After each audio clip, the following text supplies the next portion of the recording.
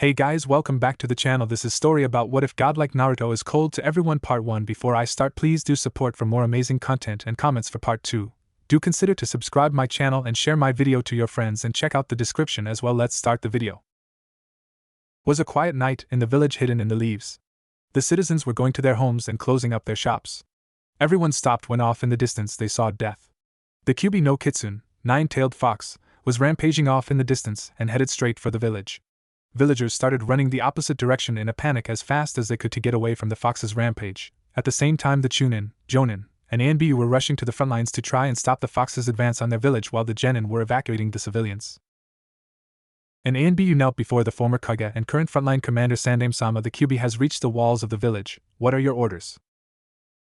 The Sandame was currently wondering where his successor was in a crisis like this. We will hold the line and buy time for the Yandame. The Umbu left with a hi to inform the other shinobi. Front lines. Kyubi was angry. No, he was beyond angry, he was livid. First he was being controlled by Uchiha Madara, then he is captured by the Shodame and sealed, then when he is finally free he is once again being controlled by an Uchiha and their cursed eyes. He didn't want to attack Konoha. Hell, he wanted to get the hell away from Konoha and find somewhere to never be disturbed again. But it seemed Kami had other plans for him, which explains his current situation. He swore if he ever got out of the Uchiha's control he would destroy him the most painful way possible. Namikaze clan estate. Minato Namikaze, Yandame Hokage of Konoha, Konoha no Kiroi Senko, Konoha's Yellow Flash, and the only shinobi to receive an SS rank bingo book entry, was currently conflicted with the situation at hand and wondered what he could do to stop the Kyubi. Unfortunately, he would always reach the same conclusion, sealing it. The question was, who could he seal it into? He knew he could never ask one of his subordinates to sacrifice one of their children to become the Jinchuriki of the Kyubi, and to make things worse, his son Naruto had just been born and lost his wife after the Kyubi had been released from her. But could he really sacrifice his son to the life of a Jinchuriki with no one to take care of him, or look out for him? Yes, he would have to. He was the Hokage, and the village came first. Hopefully Sarutobi-sama could protect Naruto and raise him right. He grabbed Naruto from his crib and disappeared in a yellow flash to the front lines. Front lines. Sarutobi didn't know what to do. Everything they threw at the Kyubi would do nothing but anger it more. He knew that once the Kyubi breached the walls there would be a lot more casualties. All of a sudden a large object fell from the sky and pinned the Kyubi to the ground. When the surrounding shinobi looked closer they saw a giant dull red toad comparable in size to the Kyubi, wearing a navy blue vest and carrying a dosa blade at his back with the Yandame Hokage on the toad's head. "We're saved!" yelled a random shinobi. "It's Yandame-sama!" yelled another random shinobi. Sarutobi sighed. He knew with Minato here they would have a chance at defeating the Kyubi. Then just as soon as they arrived the Yandame, Toad, and Kyubi disappeared in a yellow flash. Outskirts of Konoha. Far away from the battlefield on the outskirts of Konoha stood the Kyubi, Gamabunta, and his summoner the Yandame Hokage. Minato turned to address Gamabunta. "Bunta, I need you to hold down the Kyubi while I seal it." Gamabunta responded, "I'll try and hold him down as much as possible, but he is still the Kyubi. I won't be able to hold him down for too long." Minato nodded and started to a long sequence of hand seals and yelled out Shiki Fujin. When he did, the Shinigami appeared above him and reached for the Kyubi, who was struggling frantically to get away from the Shinigami, but was too late as the Shinigami reached inside Kyubi and ripped out its Yin chakra. With its Yin chakra sealed inside Minato, the Kyubi was reduced in size, and Minato used this chance to seal the Kyubi's Yang chakra and yelled out Hack no Fuin Shiki, completely sealing the Kyubi in Naruto. Minato looked at his son with tears in his eyes. "I'm sorry it had to be this way, Naruto. I wish I could be here to protect you, but I hope the villagers treat you like the hero you are. Know that I will always be proud of you." With his last words Minato Namikaze died and his soul was devoured by the Shinigami. This is the scene Sarutobi walked in on. A dead successor, a crying baby, and destruction all around. He automatically knew what had happened, as it was obvious considering that the child still had the seal pulsing on its stomach. Konoha Council Room. 2 hours later. Sarutobi Hiruzen was walking into the council room to receive a damage report of the village in the aftermath of the Kyubi attack. Once all the council members were gathered, Sarutobi cleared his throat to get their attention. "Now that we are all here, what is the situation of the village?" asked Hiruzen. Konoha's chief merchant answered Sarutobi. "The attack made by the Kyubi has crippled the financial district and reduced out revenue by 40%. Sarutobi nodded. "How many casualties, both shinobi and civilian?" Murkamina Takanabu, Konoha's executive of the Medic Nin program, Spoke next. We have lost a total of 60,000 people in the QB attack, over 46% of Konoha's total population. Of the 60,000 people dead, 18,000 were shinobi and the rest were civilians. Sarutobi nodded sadly again. Very well, now with the damage report finished, I can guess you would all like to know how the QB was defeated? Everyone in the council room nodded their heads.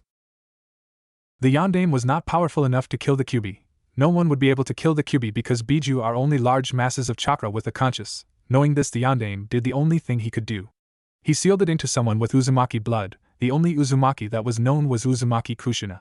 She had given birth to a boy today, as such the new container is of Uzumaki blood. Sarutobi thought if he should tell them who Naruto's father was. Let's see how they react to Naruto being the new container. If they call out for his death, I won't tell them. All of a sudden the council room erupted in rage. The civilian council called for Naruto's death while the shinobi council stayed silent. We must kill the demon, yelled one civilian council member.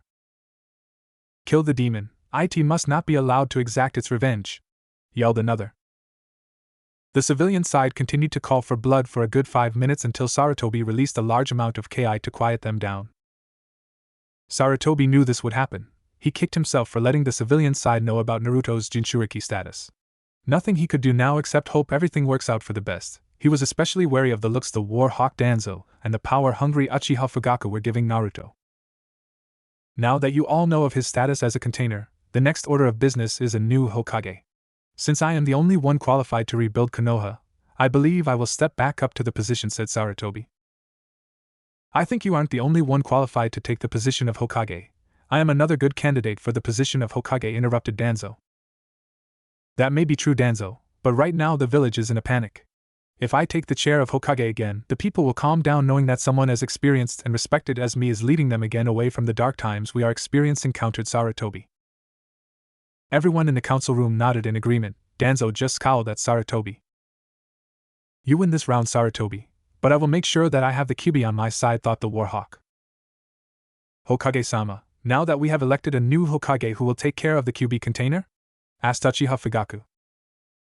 As of now, young Naruto-kun is an orphan like so many others in the aftermath of the QB attack, answered Sarutobi.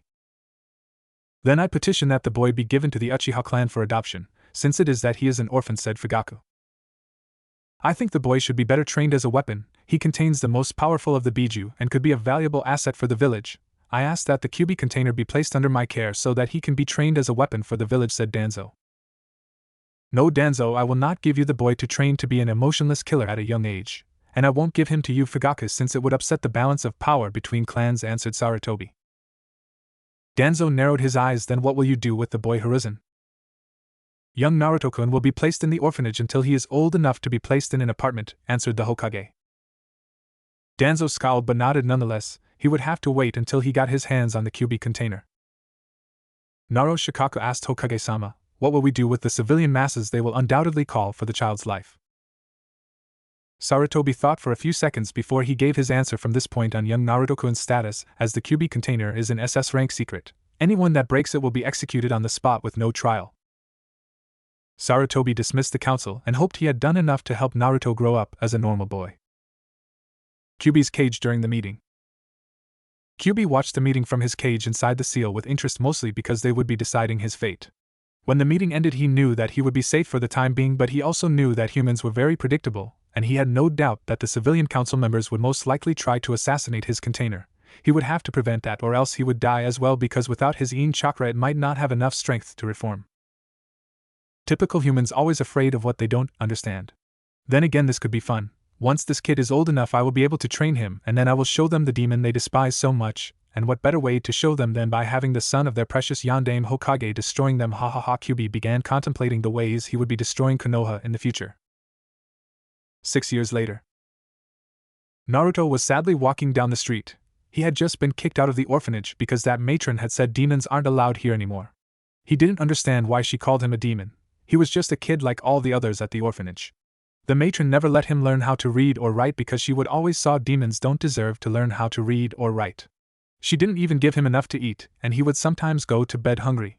He didn't want to remember the times when he would wander the village and have a mob go after him almost every time and leave him beaten and injured. He tried to forget all the bad times he had there. He then started remembering all the good times he had.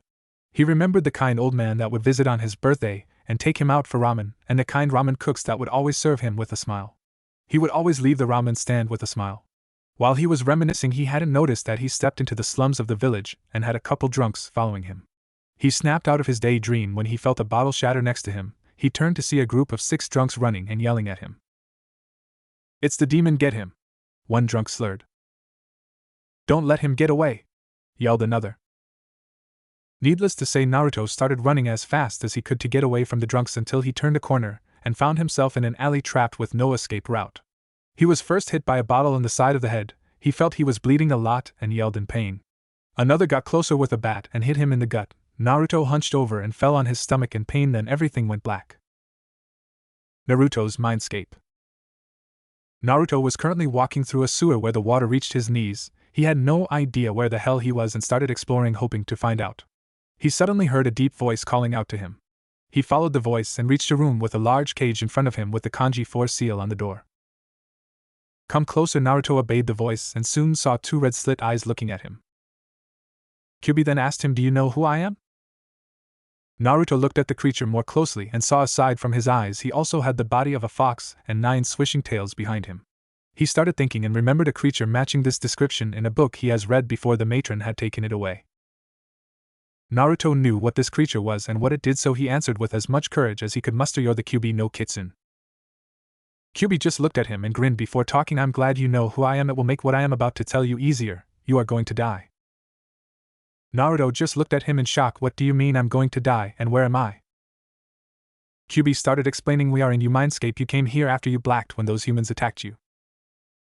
Naruto started remembering what had happened and realized something. "Wait, so you mean I'm still alive?" "Very good, Kit. Yes, you are still alive, and I called you here because I want to help you survive and protect yourself." "Help me? How are you going to help me? You're stuck in a cage?" asked Naruto. "That may be true, but I can still give you my chakra to help you fight.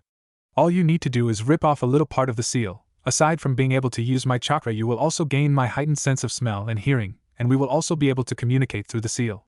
So hurry up and rip off part of the seal and kill these worthless humans," said Kyuubi, losing his patience. Naruto suddenly remembered his proclamation to the old man. Flashback.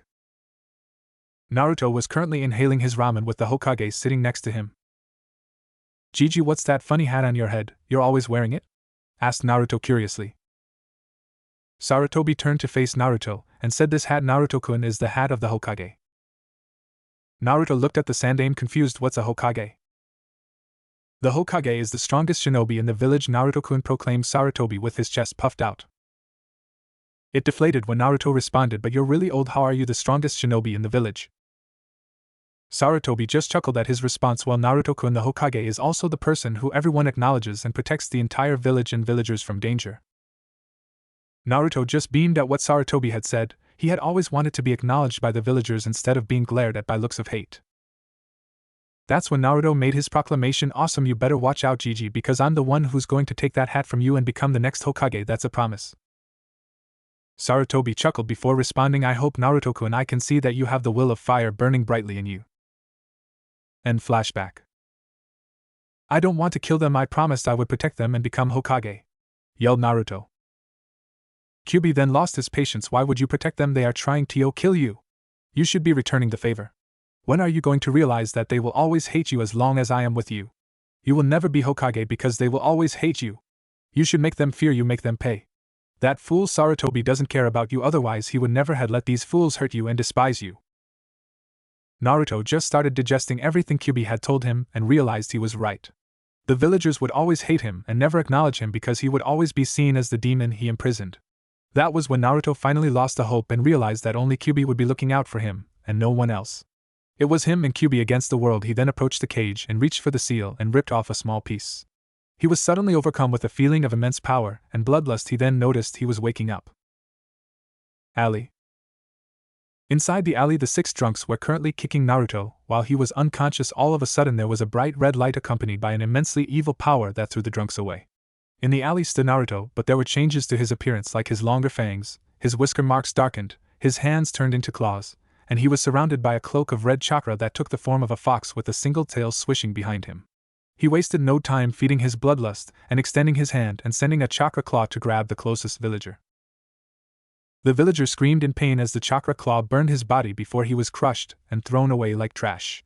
Naruto moved on to the next two drunks. He slammed his hands in the ground and two massive chakra claws erupted from the ground and grabbed their head before squishing them like grapes. There was blood all over the street and on Naruto's clothes. He was going to kill the remaining three when a voice spoke to him. Kid, you need to finish off these three quickly. I can sense the Hokage and a couple more coming this way. Naruto mentally nodded, using his advanced speed to quickly slice the last three drunks' heads off before leaving the area and dispelling his chakra cloak. Outskirts of Konoha. What now, Kyuubi? Asked Naruto. We should leave the village for a while until the village calms down. While we're out, we can start your training and call me Kurama. That's my name, explained Kurama.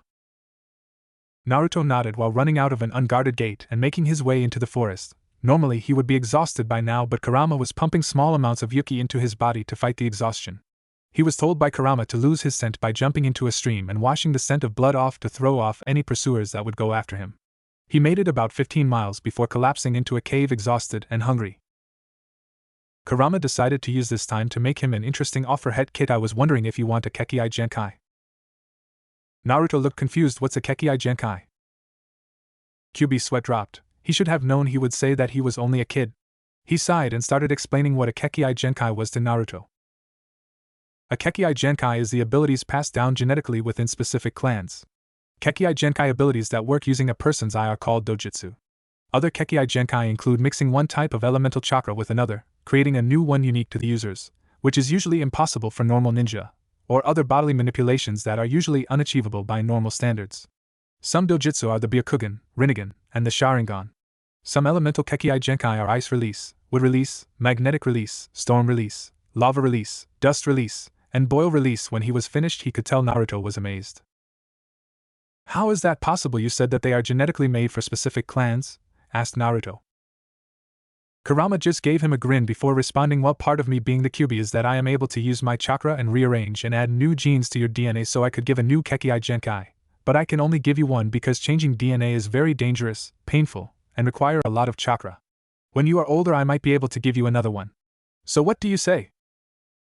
Naruto thought a lot about what Kyuubi was saying and decided that it would be cool to have a new power, so he agreed to it. But he told Kurama to surprise him on what Kekkai Genkai he would get. Alright, get ready, this is going to be painful. Oh, and you will probably be unconscious for a couple days, Kurama warned. Naruto mentally nodded before leaning down against the wall and feeling extreme pain before passing out. Massacre scene. Sarutobi Hiruzen was having a bad day.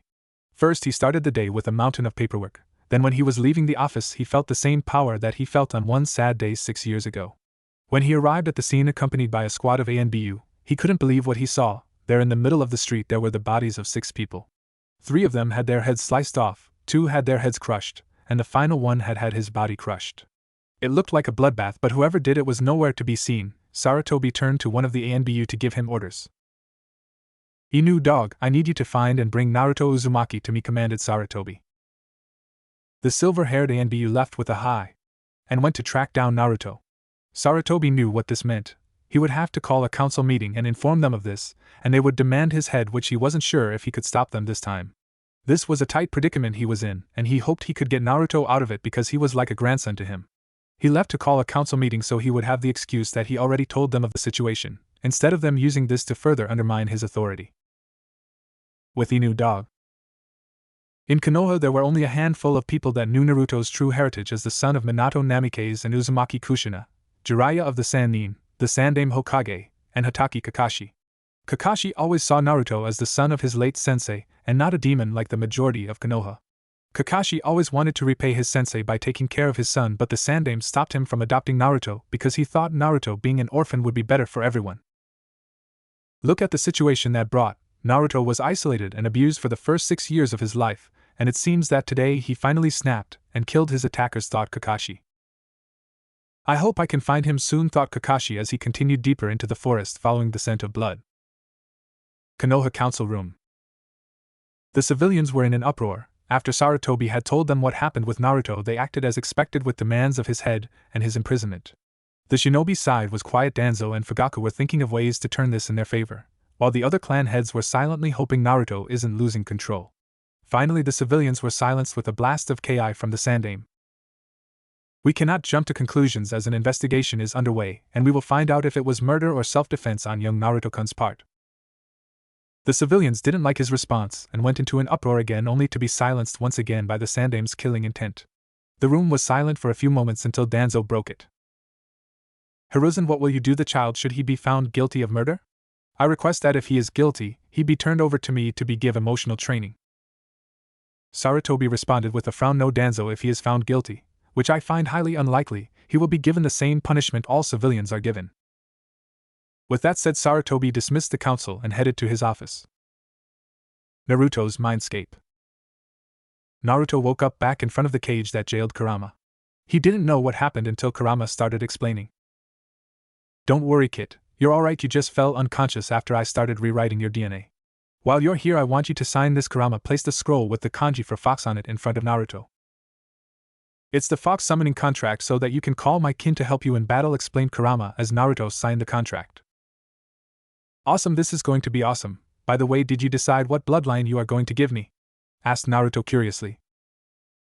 Kurama just gave him a foxy grin before answering. You know, the body of an Uzumaki is truly amazing. Any normal human would most likely be killed if I tried to change their DNA.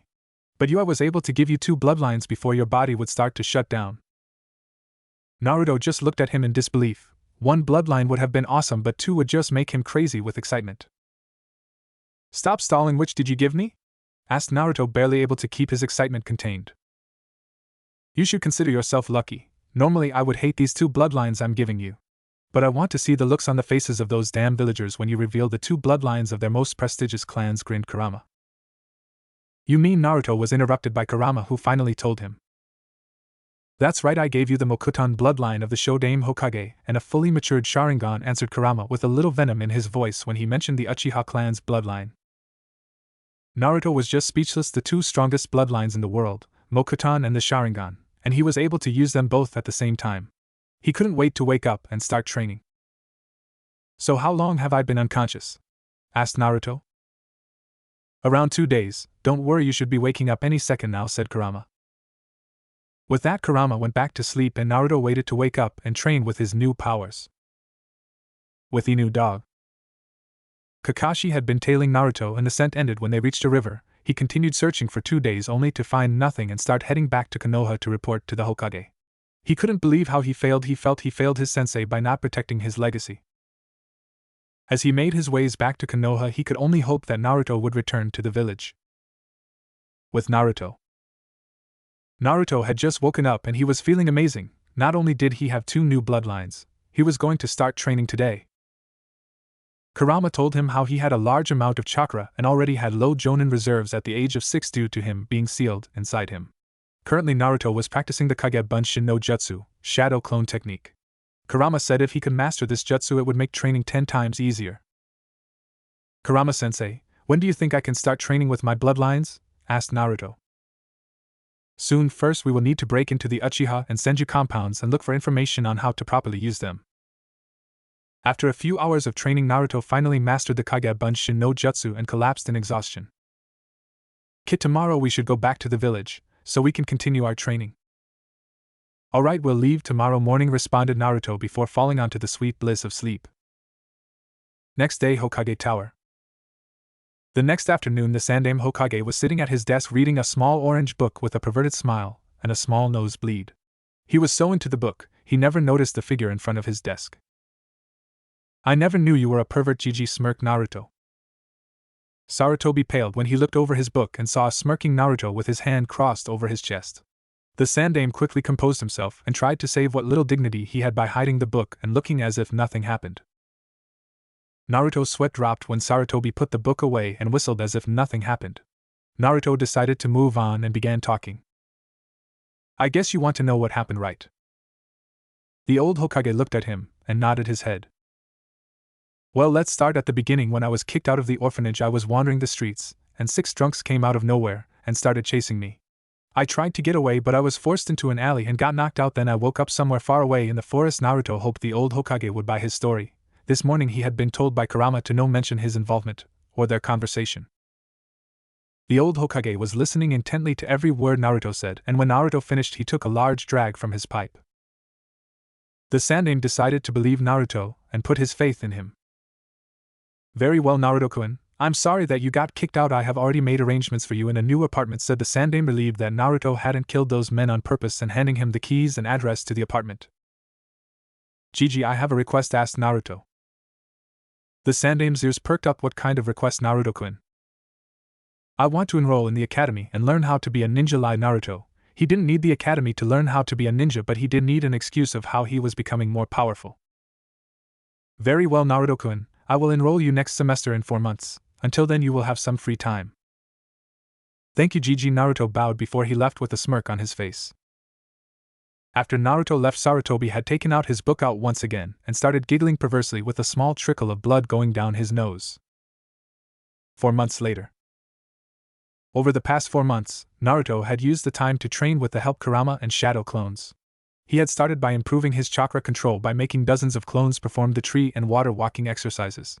He would then do physical exercises himself because clones couldn't transfer physical activity back to the original. While the clones did the exercises, he would have Kurama take the consciousness of a clone and have it teach him the basic of Kitsune-style taijutsu, which would depend on quick, devastating attacks before withdrawing. Kurama also started teaching him Kitsune-style kenjutsu, which focused on performing quick attacks and taking advantages of openings. Naruto was also learning Fuinjutsu from Kurama. Although he didn't know advanced Fuinjutsu, he did know enough from his time spent as a prisoner in 2 very powerful seal masters. Naruto was currently getting dressed in his black A&BU pants, blue sandals, fingerless gloves, red t-shirt, with a black Jonin-style vest on top. Naruto then reached for his Ryuzabirito, Hellraiser blade, that Kurama had given him forged by the foxes. He placed the katana inside a seal painted on his arm. He couldn't put it on his back because he didn't want people to ask questions. He also checked his other 2 seals on his left and right wrist that held shuriken and kunai respectively. If there was one thing he hated about his new change, it was that he didn't eat as much ramen as before. Kurama had told him that ramen was unhealthy and the number 1 reason he was so short, so he was forced to give up ramen and only allowed to eat it once a week, but that didn't mean he could eat 40 bowls once a week. Naruto finished preparing and started making his way down the street toward the academy. He ignored the glares and mutterings of the villagers. Keep talking, you ignorant bastards. One day I'll show you and the rest of this damn village a real demon, thought Naruto with an evil smirk. Don't worry, kid, they won't know what hit them when you're done with them, said Kurama. Academy classroom. As Naruto entered the class, he could see that they all stood silent when he entered the room. He just ignored them and made his way to an empty row to take a seat. After 5 minutes, a boy with a puppy on his head walked toward Naruto. He had messy brown hair, sharp black eyes with vertical slit-like pupils, pronounced canine teeth, and red fang marking on his cheeks. Everyone stopped to look at the 2. Kiba had thought that if he picked on Naruto he would instantly be popular and make more friends. How wrong he was. Hey, what do you think you're doing here? That's my chair, said Kiba. Naruto responded emotionlessly, get lost, mud, I don't want to have to deal with you. Kiba was pissed at how the class loser dismissed him. Who do you think you are? You're just some no-name loser with no parents, so why don't you go back to the orphanage? Naruto was usually very calm and insults wouldn't faze him, but he knew if he didn't take care of this idiot now, he would probably get picked on for the next 6 years. As Kiba continued taunting and insulting him, Naruto slowly got up from his chair. What's wrong, you gonna see our? Kiba never finished his sentence, as Naruto grabbed him by the throat and lifted him into the air. Kiba started struggling to breath and clawed at Naruto's hand.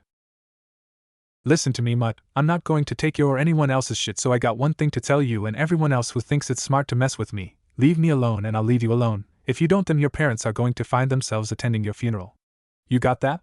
Said Naruto with a large amount of Kurama's ki flooding the room. Kiba only nodded dumbly before he was released and dropped on the ground as he took deep breaths. Everyone was just silent, shaking in fear at what had happened. Everyone now knew not to mess with the blonde. Just then 2 Chunin entered the strangely quiet room, wondering what had happened that everyone was so quiet. They soon started the roll call and stopped at Naruto's name and looked at him. He knew they were probably haters and knew this would be a bad year. Just then one of the teachers started talking. Good morning, students. My name is Iruka and this is Mizuki. We will be you academy teachers and use the next 6 years training you in the basics of being a ninja. Now let's start by going over what chakra is, lectured Iruka. Iruka then started lecturing, but Naruto had already nodded off and ignored them, knowing it was nothing important. At the end of the day he left the academy and headed home to make dinner. He knew it would be a long 6 years. 2 years later. Over the last 2 years, Naruto had gone through rigorous training mastering Kurama's Kitsune Taijutsu and Kenjutsu styles. He had also broken into the Senju clan compound and made copies of Senju Hashirama's Mokuton scrolls to learn from. He knew he couldn't steal them because they might blame him if only from their blind hatred. He was able to infiltrate the compound only because the clan was all but extinct and had a few patrols. The Uchiha clan was another story. Naruto hadn't been able to infiltrate their compound because they had a lot of alert members patrolling from the inside. He decided he would have to wait for a while before he could infiltrate and learn more about his Sharingan. Naruto was currently in his apartment returning from training in his Mokuton bloodline. He was about to go to sleep before Kurama started talking. "Kit, do you sense that?" Naruto stopped for a minute and started using his sensory skill he gained from Kurama. "Yeah, I sense a large amount of death and the scent of blood," Naruto thought with a bloodthirsty grin. Aside from increased sensory abilities, Naruto also gained a large bloodlust from Kurama's increased chakra output. Without missing a beat, Naruto made his way toward the location that had a strong scent of blood. Uchiha clan compound. Naruto arrived at the Uchiha clan compound. He made his way inside and was shocked to see that there were dead bodies littering the streets. "It looks like a massacre. I wonder who killed them," thought Naruto. "Whoever it is, I want to meet them and shake their hands," said Kurama, happy that someone finally decided to destroy the cursed clan. Just then Naruto sensed that someone was nearing him, and he quickly hid behind some nearby trash cans. He then saw the person was no other than Sasuke, who was looking at the dead bodies that filled the streets. Sasuke started running down the street to what looked like the clan head estate. Naruto decided to follow him. When Sasuke went inside, he could hear some voices, then a scream of pain. After 5 minutes, he saw a tall figure wearing an NBU outfit leaving the house and Sasuke following after him. They started talking, but Naruto could care less as he made his way toward the Uchiha clan archives and went inside. There he saw shelves of scrolls. He knew this archive held every jutsu ever copied by an Uchiha and a lot more. He made 20 clones, and they started making copies of the scrolls. After he was done, he could sense that large groups of ANBU were approaching, and he wanted to be as far away from here as possible. He dispelled the clones, taking a minute to adjust to the memory headache, and made his way out of the clan undetected. He left the compound with a huge smile and a large amount of memorized jutsu to master. Next day. When Naruto woke up the following morning, he did his normal routine of getting dressed and eating a healthy breakfast. When he reached the academy, he hid inside an alley and made a shadow clone, and it left to attend the academy. Naruto hated going to the academy because the academy instructors hated him. He was actually a brilliant student, but he suspected they sabotaged his grades, and it caused him to hold the dead last position for the last 2 years.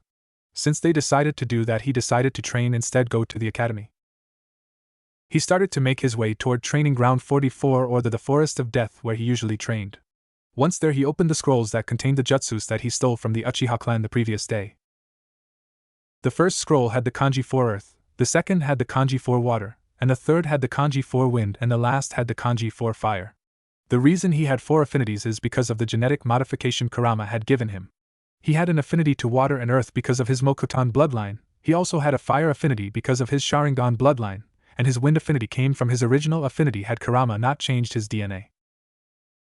He created 300 clones and had them split into groups of 50. The first 50 would strengthen their earth affinity by using a leaf and pouring it into a leaf until it crumbled into dirt. The second 50 would strengthen their water affinity by pouring water chakra into a leaf until it was completely soaked. The third group of 50 would strengthen their wind affinity by cutting a leaf in half using wind chakra. The fourth group would strengthen their fire affinity by burning a leaf using fire chakra. The last 100 would do the tree climbing exercise to improve his chakra control. As he left the clones to their training, he started doing his physical exercises and his kenjutsu and taijutsu katas. Halfway through the training, he sensed a chakra signature. He ignored it, thinking it was one of the forest's many inhabitants. He wished he didn't, because the next second he found himself wrapped up by snakes. He could easily escape, but he wanted to know who was stupid enough to attack him. "Relax, Kit. Whoever it is, I don't sense any malicious intent in them," assured Kurama. Naruto calmed down, but once again tensed up when he felt someone press themselves against his back and hold a kunai to his cheek. "Well, what do we have here? A little boy alone in this big bad forest. Tell me what brings you here, little boy," said a mysterious voice. Naruto looked back and saw light brown, pupilless eyes, and black hair which has a blue tint to it, which was styled in a short, spiky, fan ponytail. She was wearing a tan overcoat with a purple inseam, and complete with a fitted mesh bodysuit that stretches from her neck down to her thighs. She wears a dark orange miniskirt, as well as a forehead protector, a small pendant that looks like a snake fawn on a thick cord. I was training before you rudely interrupted me, Naruto responded emotionlessly. The woman only smirked. Well, aren't you the brave one? But a little boy like you shouldn't be training in this forest. Where I train is none of your concern. Now would you please get the hell off me before I get angry, responded Naruto, starting to get angry. Well, I'll tell you one thing, kid, you got balls? Besides, I'm the sexy and single Mitarashi Anko. What's your name, kid? Asked Anko as she retracted his snakes and got off Naruto.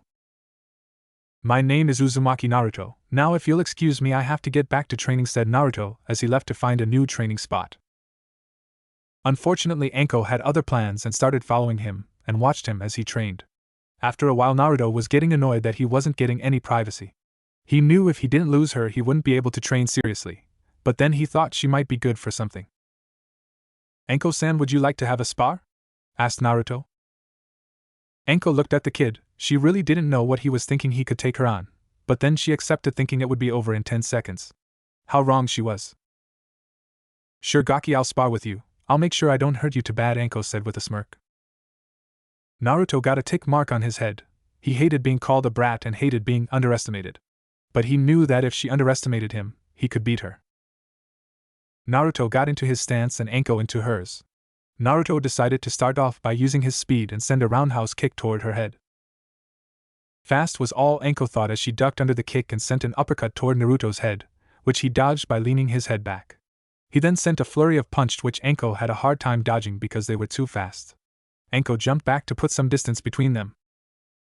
Not bad, Gaki, but not enough to beat me, said Anko, but on the inside she was thinking how he was so fast.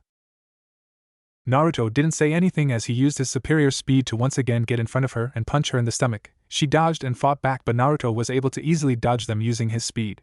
He then saw she had an opening and took advantage of it by hitting her with a chakra-infused punch and sending her flying toward the tree. Anko couldn't believe it. A little Gaki beat her. She thought how strong he was. He looked to only be 8 years old, and he beat her. As she looked up, she saw Naruto offering her a hand up. She took it even though the only thing hurt was her pride. That was a helpful spar, Anko-san. Thank you, Naruto said with a small smile. Anko just smirked. You got lucky, Gaki. That won't happen the next time we spar. I hope not, or else you wouldn't be a very good sparring partner, responded Naruto with his own smirk. As he helped Anko, he sensed that the clone from the academy had dispelled. It's been fun, Anko-san, but I have to get going. I'll see you tomorrow. Later, Gaki. See you tomorrow, said Anko with a smile. Once he got far away enough, he created a clone and dispelled it to relay orders to the others and told them to dispel 10 at each 5-minute interval. He left the forest with a small smile, thinking he had made a friend. He only hoped she didn't get in his way when he got his revenge on the village. 4 years later, Naruto sat on his bed as he crossed off the final jutsu he had mastered. Over the last 4 years he had mastered every jutsu he stole from the Uchiha clan archives the night of the massacre. He looked at the 6 scrolls on his bed with a feeling of accomplishment as he read each. The scrolls had the kanji wind, fire, earth, water, mokuton, and genjutsu. Naruto started thinking to what had happened the past 4 years. In the academy he was still the dead last, not for lack of trying, but because of the instructor's blind hatred. Tomorrow was the final exam. All he had to do was pass, and he would be a genin and not have to deal with them anymore. His thoughts then shifted to Anko. Over the last 4 years they had been using the Forest of Death as their training ground and sparring. They had both helped each other become stronger. He really thought of Anko as his best friend. Then there was the council. Over the past 4 years the council had begun to become suspicious of him because he stayed under the radar. Recently he had noticed it was more difficult to lose his ANBU overseers, and he had to be more careful where he picked for training. He was happy to say that he was at least low Jonin level currently, and high Jonin level when using Kurama's chakra.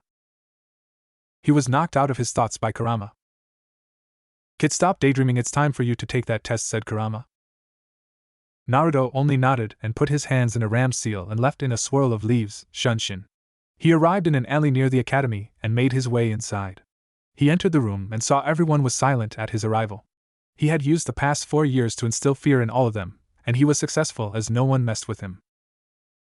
He looked down the row and saw Sasuke brooding and looking out the window. Ever since his clan was killed by who he later found out was Sasuke's older brother, Itachi, he has been silent and dark, which in turn made him gain more fangirls.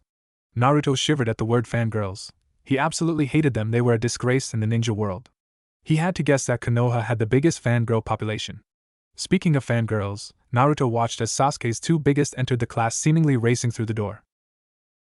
"Ha, take that, Ino pig, I win again," screeched the pink-haired fangirl named Sakura. "In your dreams, forehead, I had my foot in the door," a girl named Ino said back. Both kept arguing back and forth until they saw that their Sasuke-kun was sitting alone.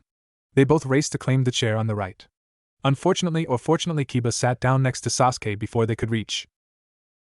"Kiba Baka, get out of that chair so I can sit next to Sasuke-kun," screeched Sakura for everyone to hear. Kiba didn't like that he was being ordered out of his chair by some fangirl. His canine-like brain told him that they should be demanding Sasuke leave his chair so both could sit on either side of him. He wanted to be the alpha dog in the class, but saw that Sasuke was the obstacle in front of him. What does Kiba do? Kiba jumped on the desk and glared at Sasuke. Both were locked in a staring contest until someone behind Kiba accidentally bumped him, and he fell forward. The class was in slow motion as Kiba's lips fell on Sasuke's. Both stayed in that position for 2 seconds before both jumped away and tried to get the taste of each other out of their mouth. As Kiba spit out the taste of Sasuke, Naruto felt the ki radiating off all the girls in class toward Kiba. Apparently they were not pleased that their Sasuke-kun's first kiss was stolen by Kiba. They all pounced on Kiba and beat the crap out of him, leaving him in a broken heap. Naruto's sweat dropped when he picked a scent of pheromones on Kiba. Apparently he was turned on when the girls all beat him. Sick fuck, how weirder can you get, thought Naruto. You'd be surprised, kid. I've seen it all. With that said, Kurama started sending Naruto images of seriously messed up things he'd witnessed over the years. By the end, Naruto was questioning his sanity. Everything was quiet when Iruka entered the class along with Mizuki. Okay class, today is the day you will take your final exam. If you pass, you will be given your Hittite and be official genin of Konoha. The first part of the exam was a written test which Naruto easily passed. The second part was a throwing weapons test. Naruto made sure to not score too high and avoid suspicion. The final test was being able to perform the 3 basic academy jutsu, which Naruto aced to the dislike of Iruka and Mizuki. As he made his way out of the academy, his advanced hearing picked up what sounded like Mizuki. As he got closer, he used the chameleon jutsu to avoid detection. It looked like Mizuki was talking to a girl named Ami that failed the exam. "You know, Ami, if you really want to pass, I can give you some extra credits," said Mizuki. "Really, Mizuki-sensei?" Ami said, barely able to contain her excitement. "Sure, all you have to do is pass a test that focuses on your infiltration and information gathering skills. You will need to sneak into the Hokage Tower, then steal the scroll of sealing and bring it to me, and I will give you your Hittite," Mizuki said with an all-too-sweet smile. "Alright, Mizuki-sensei, I won't let you down." Ami left to begin her task. Kurama decided to make his presence known. "Kit, you know what this means, right?" "Yeah, if I can steal that scroll from Mizuki, I can have all those jutsu added to my arsenal. The question is, how do I do it?" asked Naruto to himself. "You should tail Mizuki after he leaves with the scroll. Once he is far away enough from the village, you can kill him, memorize the scroll, and destroy the evidence," suggested Kurama. Naruto thought about the plan and decided it was the best course of action. He knew that Mizuki would probably not let Ami live once he got the scroll, but he didn't care what happened to anyone in this Kami-forsaken village. Later that night. Currently, Naruto was tailing Ami as she carried Konoha's forbidden scroll of sealing. Naruto had to make sure he stayed far away enough that he wasn't seen by the Hokage's crystal ball. "Kit, there is someone following the girl," warned Kurama. Naruto nodded and made a seal-less clone to continue following Ami, and he stayed behind to delay whoever was following Ami. After a few minutes, he saw of all people it was Iruka. "He must be trying to catch Ami. Too bad I can't let that happen," said Naruto as he started a sequence of hand seals. Naruto activated his Sharingan as he finished the seals and said Mokutan, Mokushaku, wood style, wooden tentacles. Wooden tentacles wrapped around Iruka, holding him down. Before he could shout out for help, Naruto jumped down from the tree and looked him in the eyes, placing him in a genjutsu and falling asleep. "Nice job, Kit, you should probably catch up to that girl." Naruto made his way toward where the clone was. He arrived just in time to see Mizuki throw a giant shuriken and kill Ami. Naruto didn't really care that she was dead, all he cared about was getting that scroll. Mizuki jumped down from the tree and took the scroll, making his way north of Konoha with Naruto silently following. 3 hours later.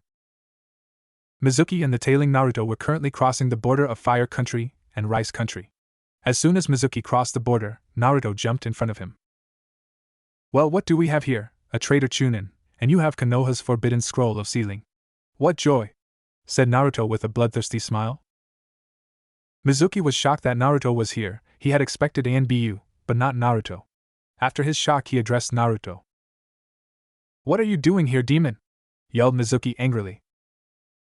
"What am I doing here? Why, I'm here to take that scroll from you, of course," answered Naruto.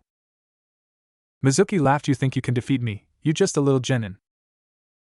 Naruto gave him another bloodthirsty smile. "Oh really, I think you're wrong. Now hand over the scroll and I might give you a painless death." "Don't think you're better than me, demon.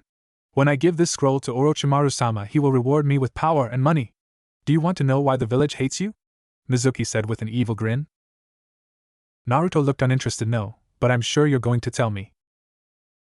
Not put off by his non-interest, "It's because 12 years ago, when the nine-tailed fox was defeated, the Yondaime didn't kill it, he sealed it inside you. You're the nine-tailed fox." Naruto just grinned. "I know, and it's only fitting you die while I use his power." Mizuki was shocked by Naruto's response. What shocked him more was the intense evil he felt as Naruto drew on Kurama's chakra and saw how his whisker marks darkened, his hands turned into claws, his eyes became slits, his fangs lengthened, and a red chakra cloak in the shape of a fox with one tail swishing behind it developed. Mizuki was beyond scared. He was cowering in fear as he witnessed Naruto's transformation. "Are you scared, Mizuki team? I want this to be the last thing you see before I send you to hell. Now die!" screamed demonic Naruto. Naruto lunged at Mizuki, who was knocked out of his fear paralysis, and managed to dodge. Mizuki started running deeper into Rice Country, but didn't get far as he was grabbed by a red chakra hand that burst from the ground. He felt unimaginable pain as the chakra burned off his skin and threw him into a tree. He looked up from the tree and saw Naruto still in his demon cloak with a bloodthirsty smile on his face. "Get away from me, demon!" yelled Mizuki in fear. "Do you really think I'm going to do that, Mizuki team?" chuckled Naruto darkly. Before Mizuki could respond, Naruto once again sent a Churka hand to grab him and rip the scroll from his back. Once he had the scroll, he threw Mizuki into the sky and did a couple of quick hand signs. "Katon, Gokaki no Jutsu, fire style, fireball jutsu," thought Naruto as he sent a large fireball at Mizuki that burned him to a crisp because he couldn't dodge. He opened the scroll and activated his Sharingan to memorize all the information. He was disappointed to see that most of the jutsu in the scroll he already knew from the Uchiha clan archives. Then 4 particular jutsus caught his attention. Rasengan, A-rank jutsu, personally created by the Yondaime Hokage. Haraishin no Jutsu, S-rank, created by Yondaime. Clone Great Explosion, A-rank, created by Uchiha Itachi. Kuchios, Edo Tensei, S-rank Kinjutsu, and created by the Nidaime Hokage. These jutsu are all A and S-rank. Although the Edo Tensei and the Haraishin will be difficult to master without extensive Fuinjutsu knowledge, I can start learning the other when I get back to Konoha. After using a quick fire jutsu to destroy the scroll, he made his way back to Konoha to receive his team assignment. As he made his way back to Konoha, he couldn't help but think how he would one day get his revenge and destroy Konoha. Hokage's office. Sarutobi Hiruzen was having a bad day, having to deal with paperwork and a paranoid council who were suspicious of Naruto because he hadn't been causing problems. Naruto was something else that Sarutobi was worried about. Ever since Naruto was attacked and went missing for 3 days, he had turned quiet and uncaring. Sarutobi also noticed that he no longer visited him or talked about being Hokage. The Sandaime wondered if Naruto hated the village. He crushed that thought. Naruto would always love the village. That's what he kept telling himself, despite the truth being far from his hope.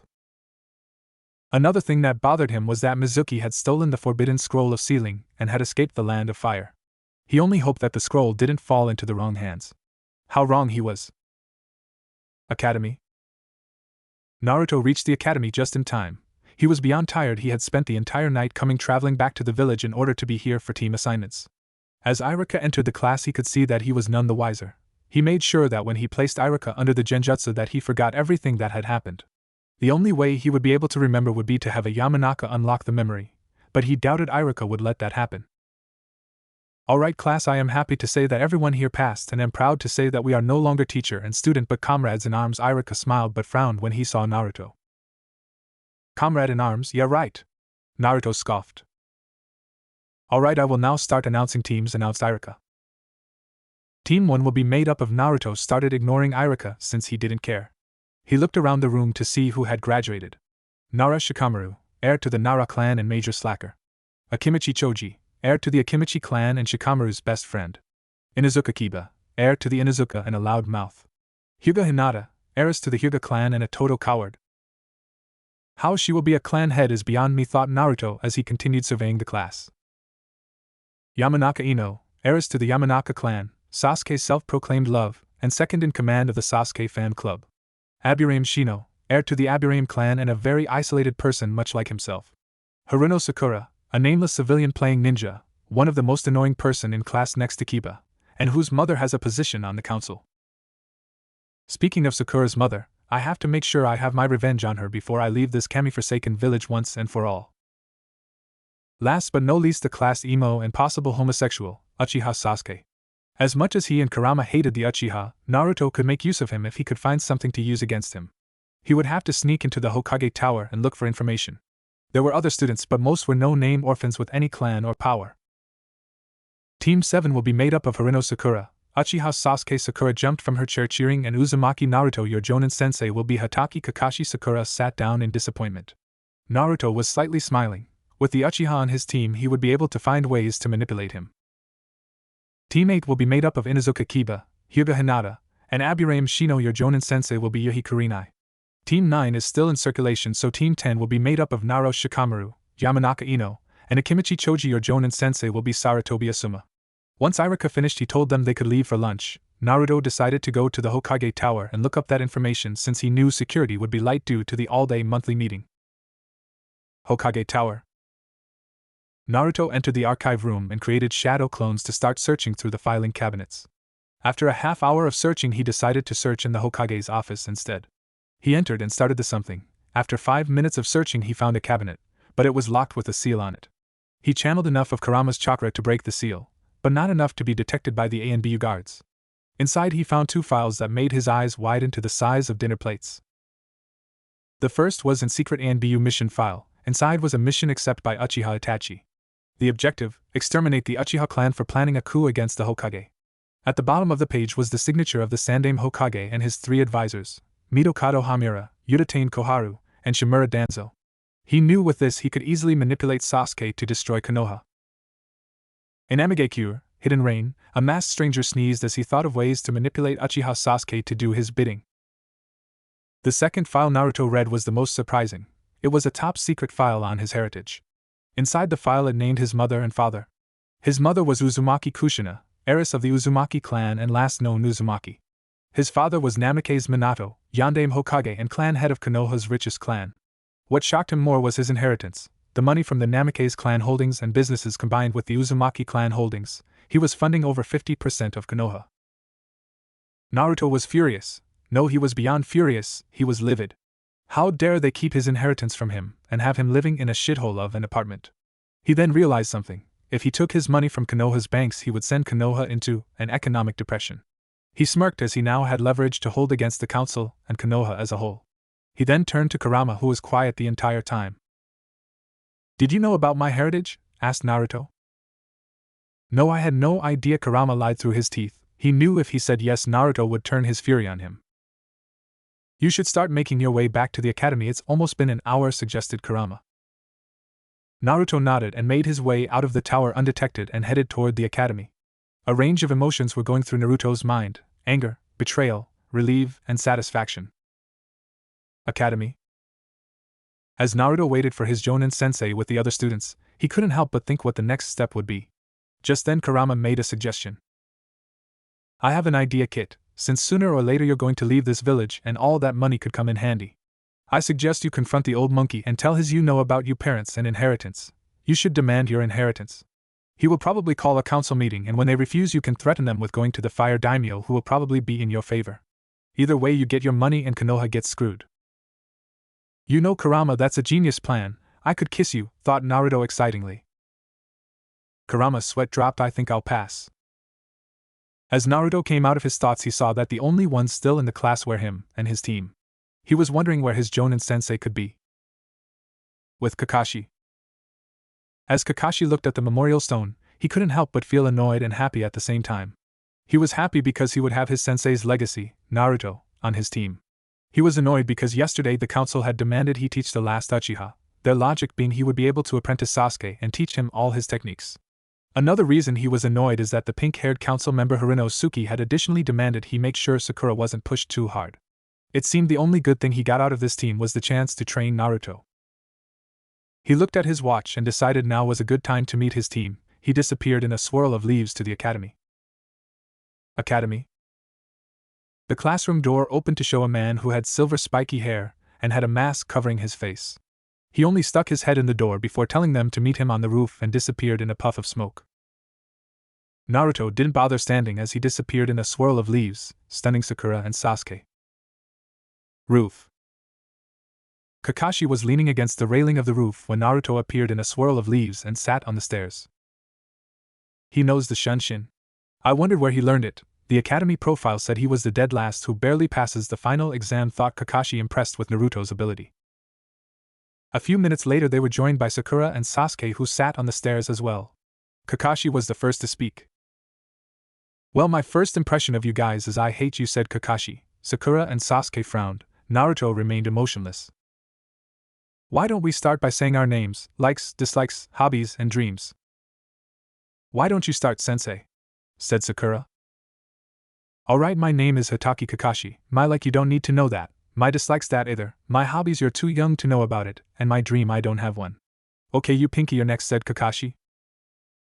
Sakura was annoyed at her nickname but obeyed. My name is Haruno Sakura. My like are, she looked at Sasuke and blushed. My dislikes are Ino Pig, and she looked at Naruto and gulped in fear. My hobbies are, she looked at Sasuke and giggled, and my dream is, she once again looked at Sasuke and blushed red and giggled. Great, a fangirl, thought Kakashi with a mental sigh. Okay, Broody, you're next.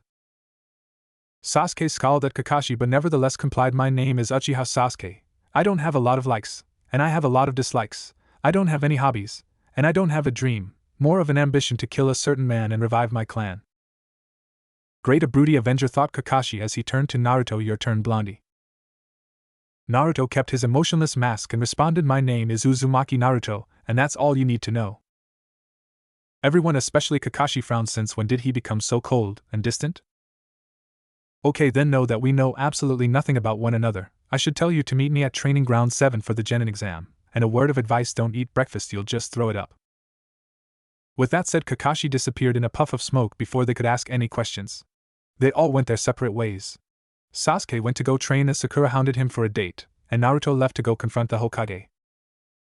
Hokage Tower. Sarutobi was having a good day. He was sitting back and enjoying his little red book because he had finished his paperwork.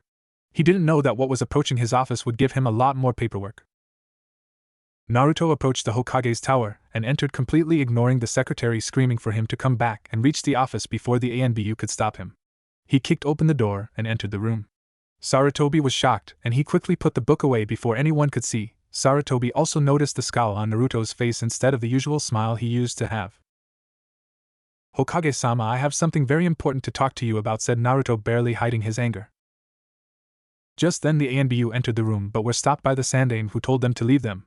The ANBU exited the room and closed the door behind them. He then turned to Naruto with a serious face. What is it you want to talk about, Naruto? Said the Sandaime without his usual grandfatherly tone. I would like to discuss the reason you thought that hiding my heritage from me. Finally losing his cool and giving in to his anger. Sarutobi was shocked to say the least. He immediately turned on some privacy seals and turned to Naruto with some shame in his eyes. Do you know who your parents are, Naruto? Asked the aging leader. Yes, I do. My mother was a kunoichi named Uzumaki Kushina and was also the last of the known Uzumaki clan. Naruto walked to the window and looked at the Hokage monument, and my father was none other than Minato Namikaze, Yondaime Hokage of Konoha. Now Sarutobi was shocked and was trying to think how it was that Naruto found out. The only ones that knew his heritage were Kakashi and Jiraiya. He wanted to be sure which one it was, before he took any further action. Tell me who told you this, Naruto? The only person who seemed to care about me, Sarutobi thought he was talking about Kakashi before Naruto continued. He has been with me my entire life and has been the only one there for me when I was alone. Sarutobi was confused as to who Naruto was talking about. Naruto saw his confusion and decided to explain further. His name is Kurama, or as you would better know him, Kyuubi, Naruto said calmly with no emotion. Sarutobi dropped his pipe when he mentioned Kyuubi, thinking that the fox was influencing Naruto. Naruto, you cannot trust the fox. He will only use you and discard of you when you are of no use to him, Sarutobi said with a sort of pleading to get his point across. The fox is evil, and you must never trust it. Naruto got angry. Kurama has been there for me more times than I can count. He was there for me when the villagers attacked me, he was there for me when I was lonely, and he was there for me more times than you were, Hokage-sama. Sarutobi had the decency to look ashamed before he looked up and addressed Naruto. I'm sorry I wasn't there for you, Naruto. I have made a lot of mistakes in my life and I have regretted a lot of them, Sarutobi said in an apologizing manner. Well, now you can at least fix one of them by giving me what is rightfully mine. I want my inheritance and my family's estate. Naruto, I can give you the estate, but the inheritance is something I cannot give you, I'm sorry. Naruto lost his patience. I don't care. I want what is mine and I will get it, Sarutobi. Call a council meeting because we had a chance to be civil and now you have forced my hand. Sarutobi looked at Naruto's cold, emotionless blue eyes to see how serious he was. He sighed. The council will be in an uproar when they heard about this. Very well, Naruto, follow me. Sarutobi led Naruto out of the office and into a large chamber where he informed an ANBU to summon the council. Konoha Council Room, 1 hour later.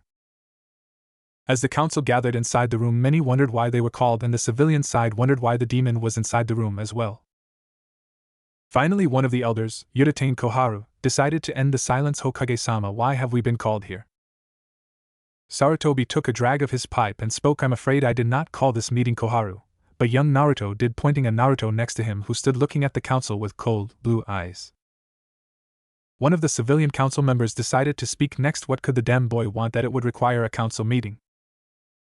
Naruto was the next to speak up. I called this meeting because I want what is mine. Unfortunately, Hokage-sama has refused to give it to me. Danzo was the next to speak up. What is it that you have requested, boy? Naruto turned his eyes on Danzo and spoke. I want my inheritance, my birthright, the money in the Namikaze and Uzumaki clan holdings. The civilian side broke into loud protest, denying that Naruto was the heir to the Namikaze clan and refusing to give him what was his. Naruto Shikaku spoke next. Hokage-sama, is it true that Naruto is the heir to both clans' holdings? Sarutobi took a long drag from his pipe before speaking. Yes, it is true. Naruto is the son of Uzumaki Kushina and Namikaze Minato. I can give you my word that it is true, as I was the one of 3 that knew Naruto's true heritage. The entire room was shocked, the civilian side more than the shinobi side. Finally, a pink-haired council member decided to make herself known. That's impossible. Yandame-sama never had any children, and this boy is certainly not his son. Sarutobi looked at the woman with narrowed eyes. Are you saying my word is not good enough, civilian? Sarutobi said with emphasis on civilian. The woman gulped and decided to sit down. Shikaku decided to speak again. Even if you are entitled to your inheritance, it makes up for 50% of Konoha's economy, and we would be sent into a depression if we just handed over that money to you. Naruto looked at Shikaku with narrowed eyes. So are you saying you won't be giving me what is rightfully mine? One of the civilians replied smugly, that's right, what are you going to do now? Naruto just gave a small chuckle that confused everyone. The chuckle then turned into fun-blown laughter. Ha ha ha, good, then that means I can do this, said Naruto with a sadistic grin. He started doing hand seals, which caused everyone to tense only to see him slam his hand on the ground and reveal a small fox. Hello Hideki, I assume you have the response from the fire daimyo? Asked Naruto. The fox named Hideki nodded. Of course, Naruto-sama. He had given me this for you to present to the council. The fox handed Naruto before saying farewell and dispelling.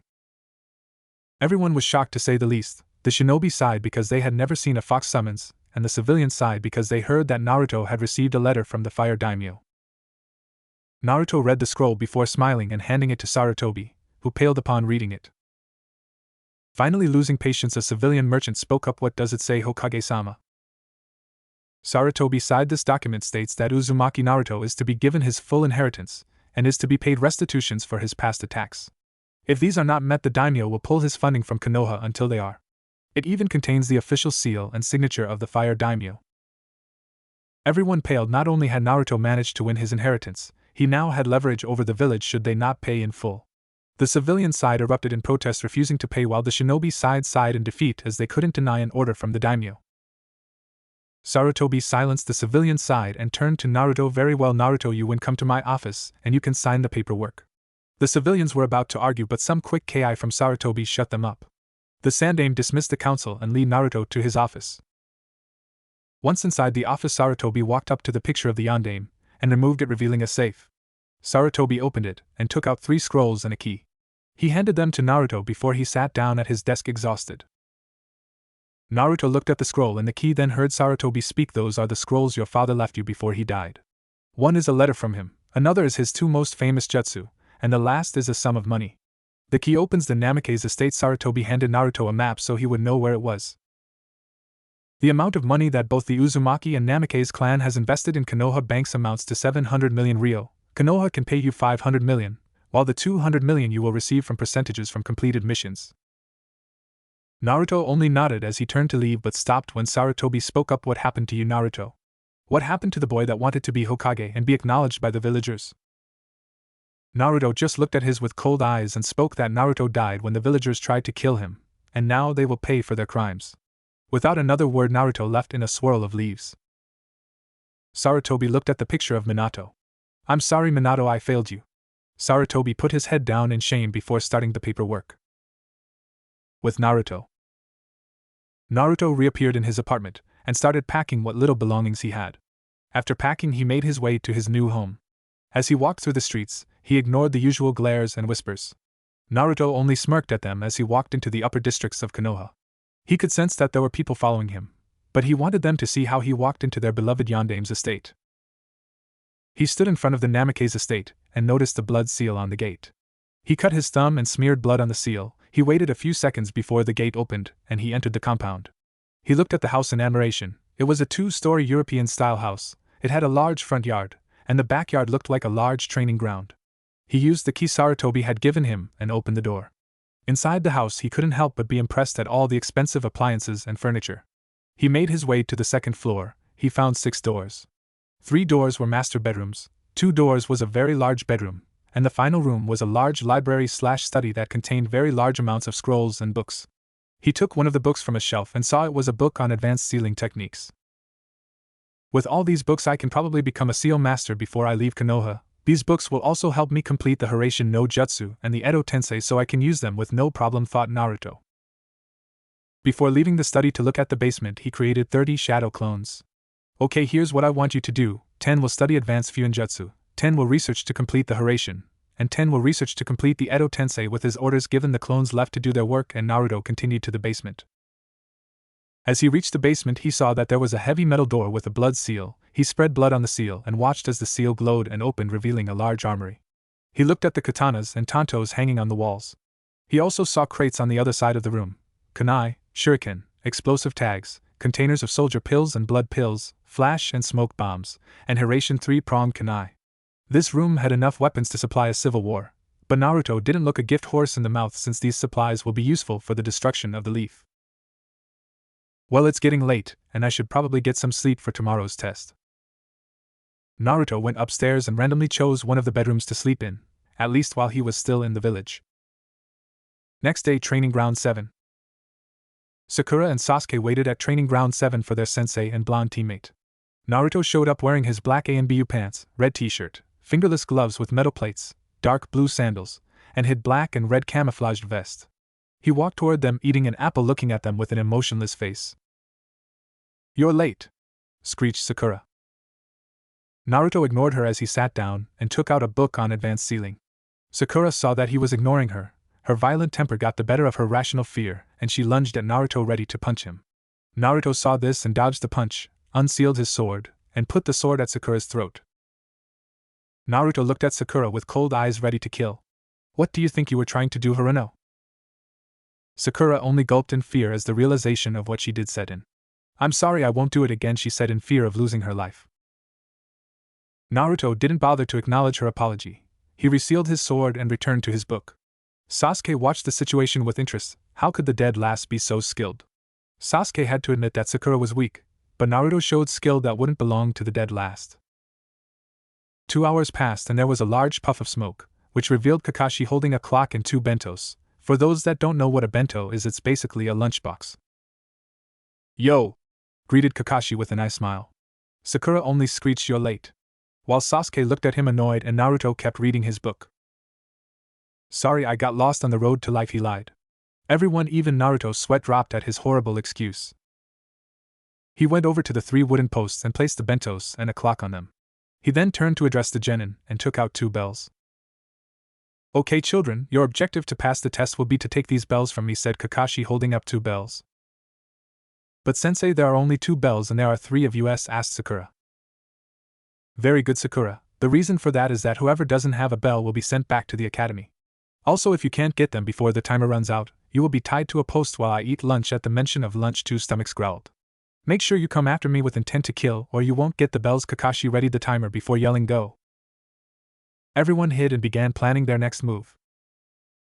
It doesn't make sense, he said, only 2 of us will pass, but I have never heard of a 3-man squad.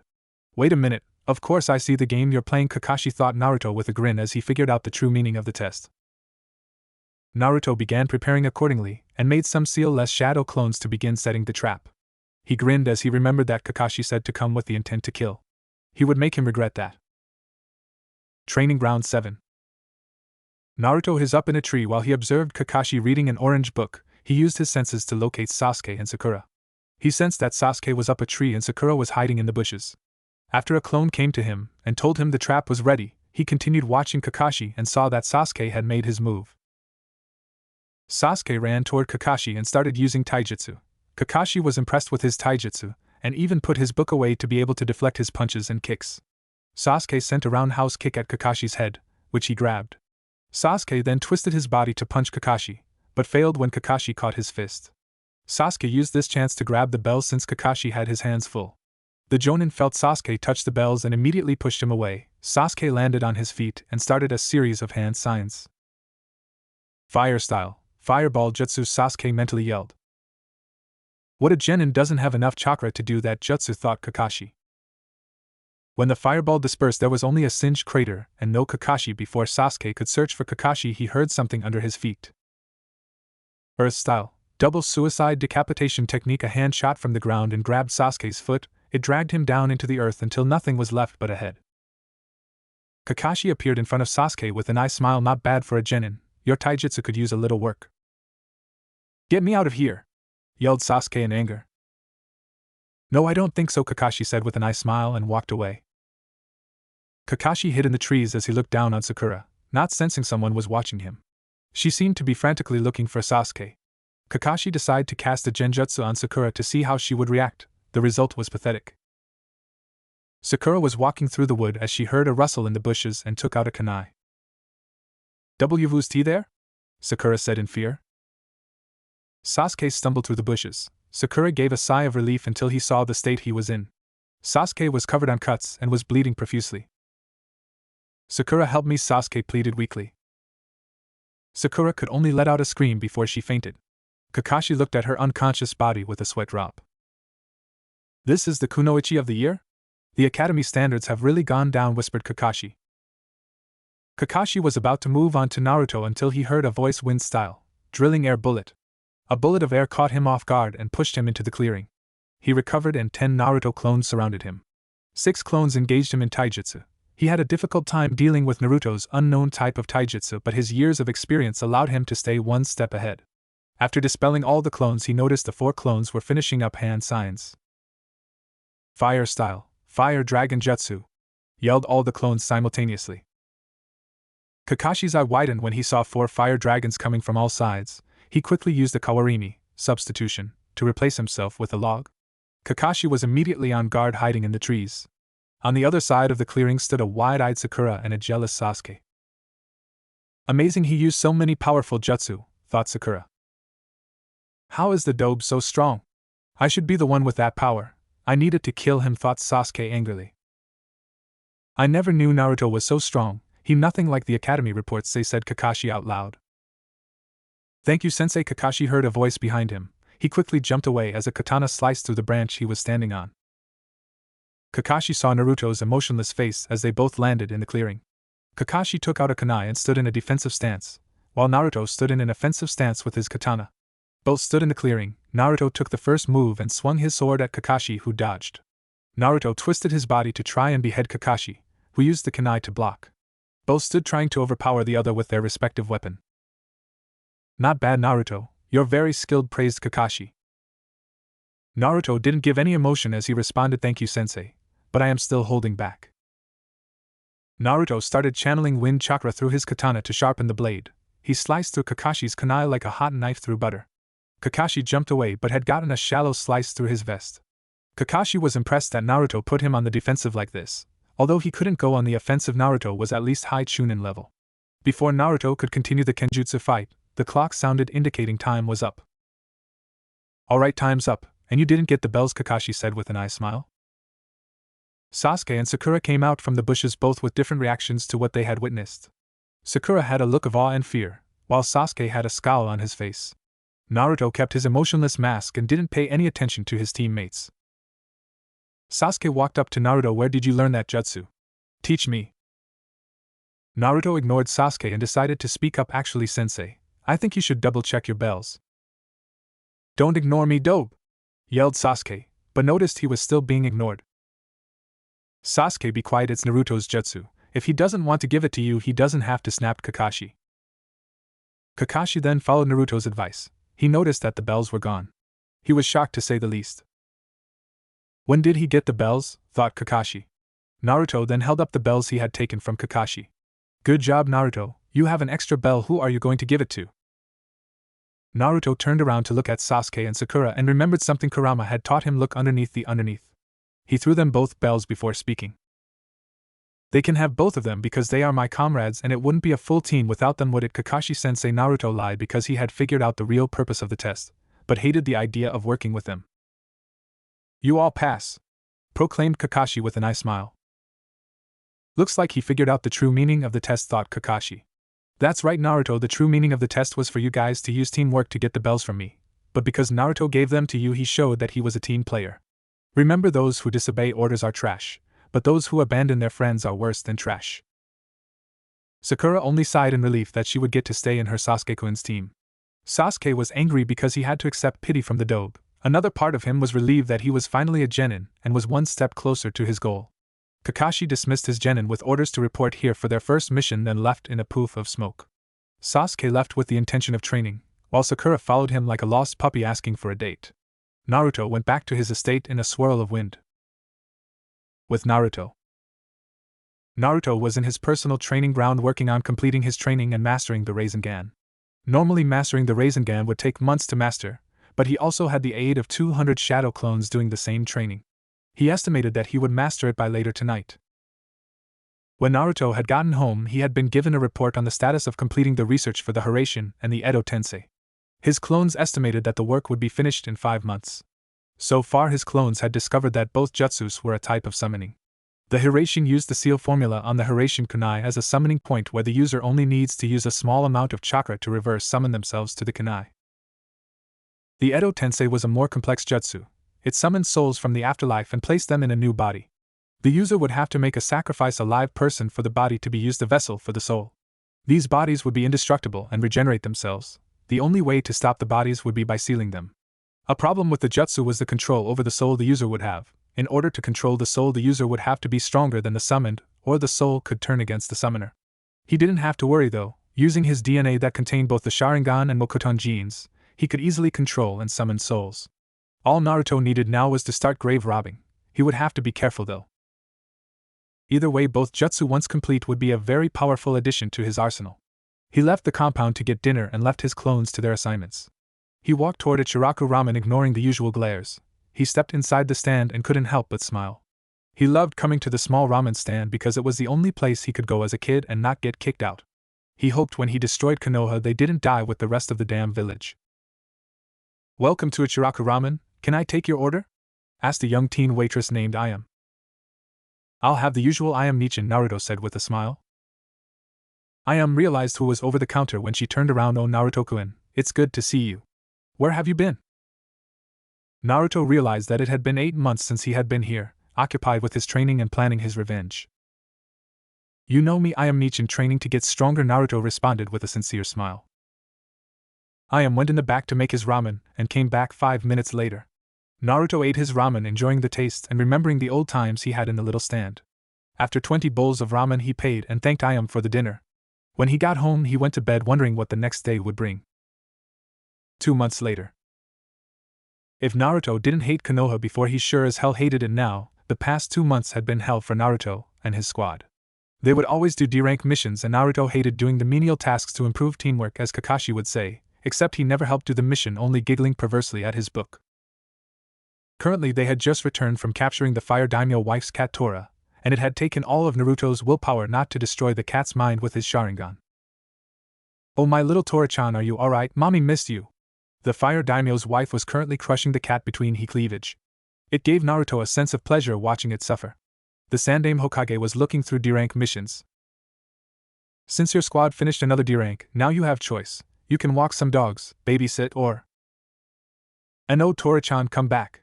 Yelled the daimyo wife as Tora escaped again. Or you can capture Tora again, finished Sarutobi. Naruto started letting out an unholy amount of killing intent and everyone in the room was sweating and looking nervous. No, if I have to chase that damn cat one more time, I'm going to give it back in ashes, yelled Naruto in anger. Kakashi decided to play peacemaker. Hokage-sama, I think Team 7 is ready for a C-rank mission. Yes, I think that Team 7 is more than ready for a C-rank, agreed the Sandaime. Tazuna-san, please enter, said the Sandaime. Team 7 turned to see a man who looked to be in his 50s holding a sake bottle and drunk. This is what I get for my money, a couple of brats and their sensei. You promised me ninja, Hokage-sama, slurred Tazuna. I can assure you, Tazuna-san, these genin are more than capable of protecting you. Sarutobi turned to address Team 7. Team 7, your mission is to escort Tazuna-san to his home in Nami no Kuni, Land of Waves, and protect him until he completes his bridge. Team 7 nodded in agreement, and Kakashi told them to meet at the gate in 2 hours. 2 hours later. Naruto hid in the shadows watching the gate, and waiting for his team and Kakashi. He watched as Tazuna fidgeted nervously. He checked his equipment one more time. He checked his 4 separate ceiling tattoos. The storage seals held his Ryuza Burrito, Hellraiser Blade, Kunai, Shuriken, and the final seal was a summoning tattoo for the foxes.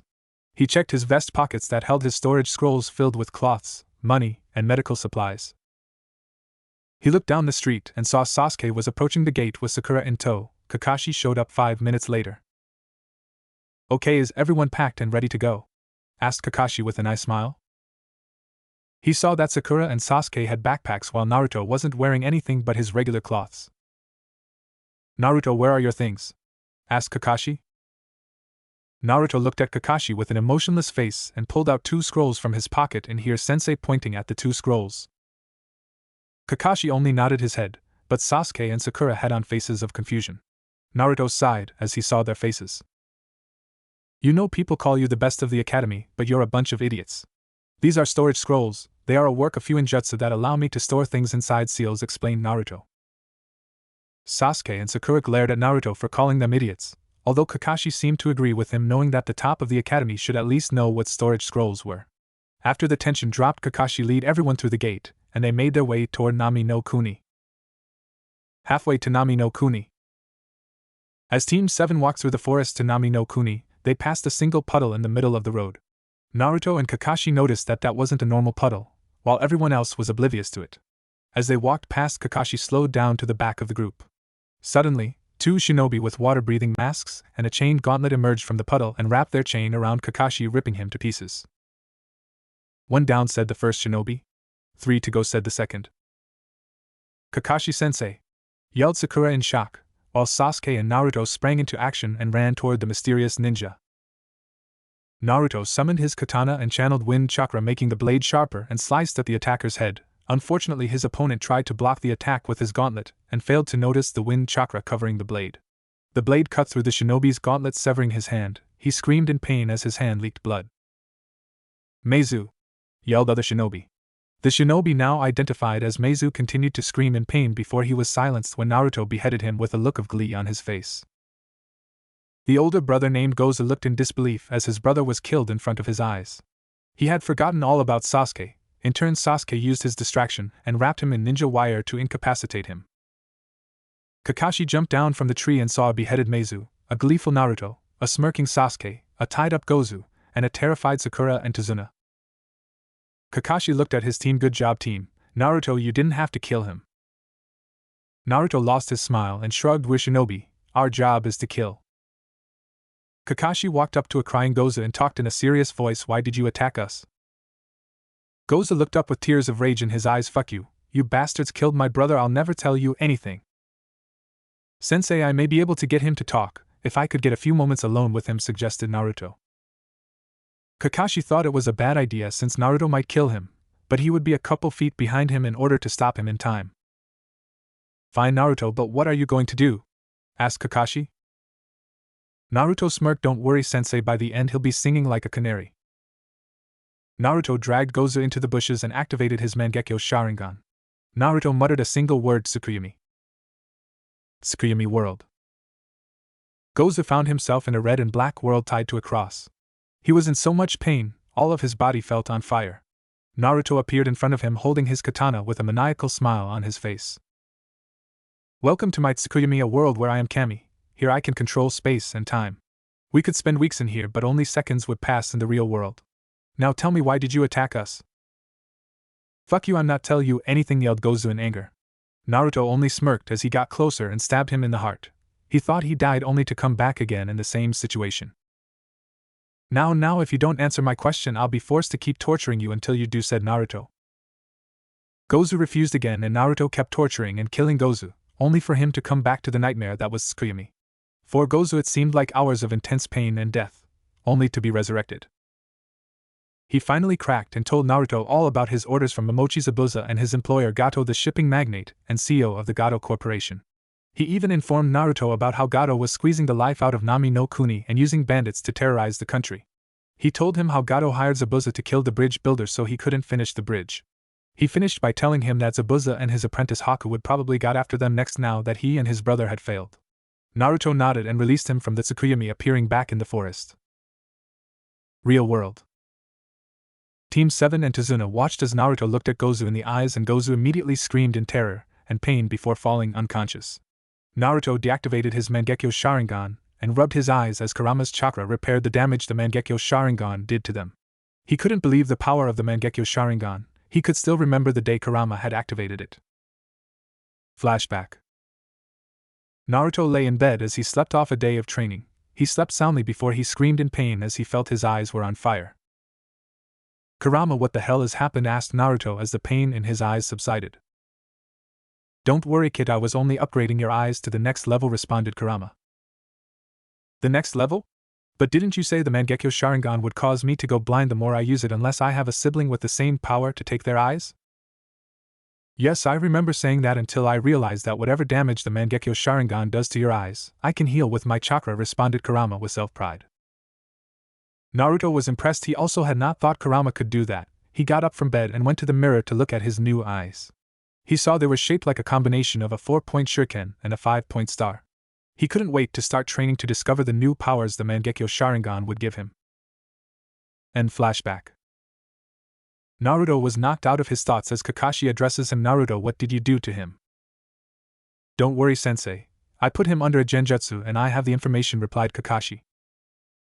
How is that possible? You only looked into his eyes for a few seconds before he fell unconscious, asked Sakura.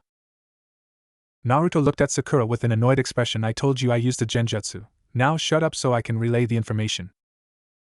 Sakura only nodded fearfully. Naruto began explaining everything about Zabuza and Gato, the current situation in Nami no Kuni, and the ninja assassins after Tazuna to prevent him from finishing his bridge. Kakashi stood and thought, this mission is easily an A-rank mission now with Momochi Zabuza hunting you, Tazuna-san. Tazuna sank down to his knees with tears in his eyes. Please, you have to complete the mission. If I die, everyone will lose hope and Gato will win. My daughter and grandson will be devastated if I'm killed. Please don't leave. It's not my decision, it's the team's decision, Kakashi said, pointing toward the genin. I think we should go back. We're not prepared for this mission, said Sakura, hoping they could return to Konoha. I think we should continue. It would be a good chance to test my skills, said Sasuke cockily. Naruto was deep in thought, looking at the pros and cons of helping Tazuna. So far all he had were pros. If they continued the mission, he could recruit Zabuza and Haku to his side, perform a hostile takeover of Gato's corporation, establish a safe house in Nami no Kuni, and not have Tio chase after a damn cat. I think we should keep going. We can't just abandon the old drunk here, said Naruto. Kakashi looked at his 3 genin. 2 were determined to complete the mission, while 1 was too afraid of anything. He hoped Sakura would show her usefulness during the mission, or else he would have to consider a replacement. Okay, then let's continue the mission. Team 7. Team 7 and Tazuna continued on their journey to Nami no Kuni. After taking a boat trip and arriving on the island, Team 7 was currently making their way toward Tazuna's house. Walking up the road, Naruto sensed something in the bushes and threw a kunai at it, only to reveal a white rabbit pierced through the head. Naruto Baka, you killed an innocent rabbit! Yelled Sakura. Naruto ignored her as he and Kakashi had the same thought: a white rabbit, but it's summer unless it's a domesticated rabbit. Substitution. Naruto then heard what sounded like a blade slicing through the air. Everyone get down! Yelled Kakashi as he tackled Tazuna to the ground. The genin immediately obeyed. The large cleaver-like sword flew over their heads and embedded itself in a tree. A tall and noticeably muscular man with pale skin, short spiky black hair, wearing baggy pants with the striped pattern, and a mask landed on the sword's hilt. Sharingan no Kakashi, I never expected to face you. Oh, and you're in charge of a team of brats. Anyway, all I want is the bridge builder. If you give him to me, you and your brats can go free, said Zabuza. Kakashi was about to speak until Naruto interrupted him. Kakashi-sensei, I will fight Zabuza. You stay behind and protect the others. Naruto, you can't be serious. He's an A-rank missing nin. You're no match for him, yelled Kakashi at Naruto's overconfidence. Naruto unsealed his katana. Kakashi-sensei, I think we went over this. When I fought with you, I was holding back a lot. Naruto didn't wait for Kakashi's approval and ran forward towards Zabuza, who retrieved his sword from the trunk of the tree. Naruto summoned his katana and both swordsmen meet in the middle of the clearing. Metal clanged as both swordsmen tried to overpower the other. Zabuza was surprised that Naruto could hold his own against him. Not bad, Gaki, but you're not strong enough to beat one of the 7 ninja swordsmen, stated Zabuza with a smirk. Naruto just gave his own smirk. You're wrong because I'm holding back. Naruto jumped back and formed a one-handed seal. His entire body glowed as he deactivated his gravity seals. Naruto disappeared in a blur. Zabuza looked around and only his years of experience prevented the blonde from using his speed to behead Zabuza. Hold still, you damn Gaki! Yelled Zabuza in frustration as he defended from the blonde's quick slices. What's wrong, Zabuza? It looks like one can become one of the ninja swordsmen nowadays, taunted Naruto. Zabuza yelled in anger and charged at the blonde. He didn't see the kick that sent him into the nearby lake. Zabuza stood on the water with a murderous look in his eyes. Naruto just smirked and went to face Zabuza on the top of the water. With Team 7 and Tazuna watched the fight with wide eyes. They couldn't believe that Naruto, a fresh genin, was getting the better of an A-rank missing nin and a member of the 7 ninja swordsmen of the mist. Kakashi, being an experienced ninja, could tell that Naruto, even though was showing great strength and skill, was still holding back. Sasuke was seething seeing that Naruto had such skill and strength when he deserved it more in order to kill his brother. Tazuna and Sakura could only watch with awe at Naruto's skill. Zabuza and Naruto stood at a distance from each other, both swords drawn, one with a scowl, the other with a smirk. Zabuza sheathed his sword and started doing hand signs. Naruto did the same.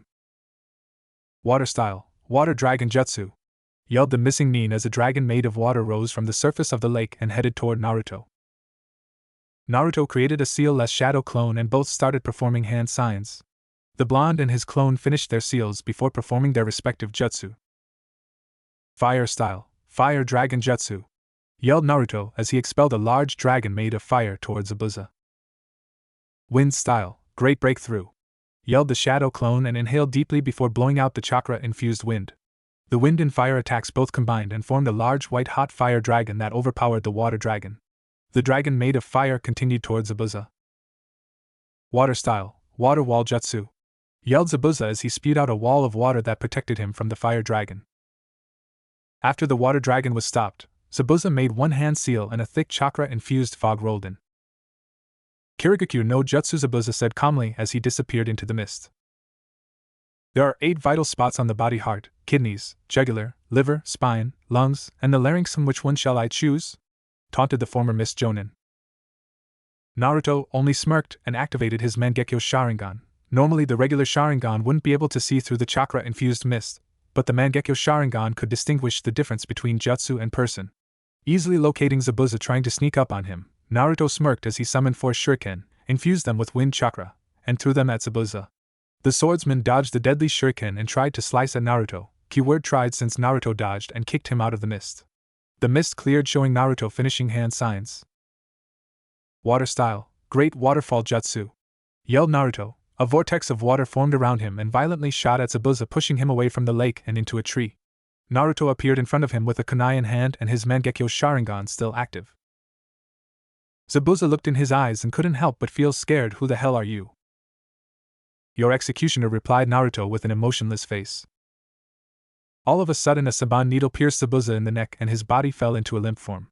A boy no older than 15 landed in the tree wearing a Kiri Hunter Nin uniform.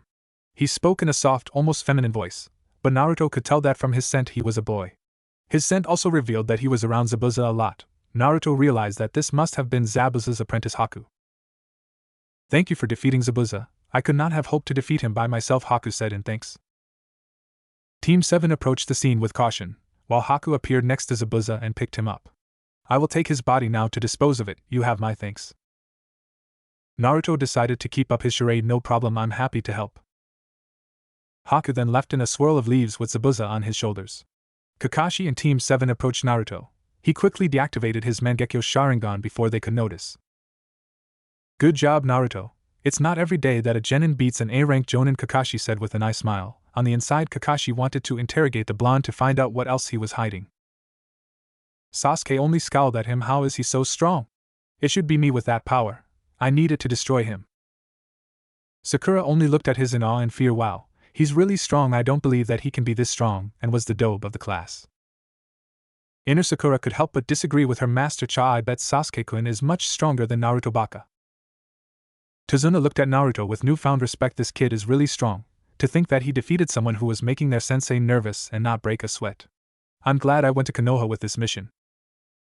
Before Kakashi could ask him any questions, he spoke. "I think we should continue on to your home, Tazuna-san. It's getting dark out here." Tazuna only nodded and said that his house was close by, only a few minutes up the road. Team 7 and Tazuna walked quietly toward Tazuna's house. Meanwhile, Naruto was busy figuring out how to track down the missing Nin and his apprentice. If they didn't join him, he would be forced to kill them to avoid fighting them in the future. Tazuna's house. Team 7 and Tazuna approached Tazuna's small two-story house. He opened the door to reveal a barely furnished and small living room/dining room. "Tsunami, Inari, I'm home," yelled Tazuna as he and Team 7 entered the house. A blue-haired woman wearing an apron came from the kitchen and greeted her father. "Oh, father, it's good to see you again. These are the shinobi that protected me on my journey here." Hatake Kakashi the Jonin gave a nod. Sakura, Sasuke, and Naruto. Sakura gave a small bow, Sasuke gave a grunt, and Naruto, similar to Kakashi, only nodded. Tsunami gave her own bow and thanked them for protecting her father. She invited them to sit at the table while she prepared something to eat. Kakashi thought now was a good time to question Naruto about his hidden skills. "So Naruto, how is it that you're so skilled and was the last of your class?" asked Kakashi. Everyone perked up to hear his answer. Naruto didn't even look up at them. "Kakashi-sensei, we're shinobi. We are trained in deception and to fool our enemies." Kakashi could only nod and ask another question. "Then where did you learn all those high-powered jutsu?" Naruto mentally debated. "What do you think, Kurama-sensei? Should I tell them about you or lie to them?" "Tell the copying the truth, but phrase it so the others don't understand," replied Kurama. "I learned all those jutsu from my sensei. He has thousands of years of knowledge and has been with me my entire life," answered Naruto. Everyone but Kakashi had confused looks on their faces.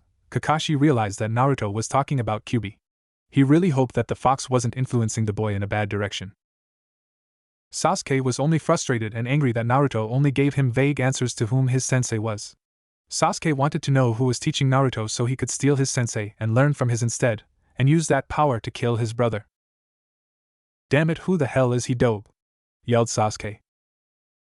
Naruto realized the reason why Sasuke was angry and mentally smirked. "Don't worry your pretty little head, Uchiha. Even if you didn't know who he was, he would never train you." "What, why not?" asked Sasuke. "Because he hates you and your damn clan. On the night your entire family was killed, he was jumping for joy and wanting to shake the hand of whoever did it," Naruto replied with a smirk.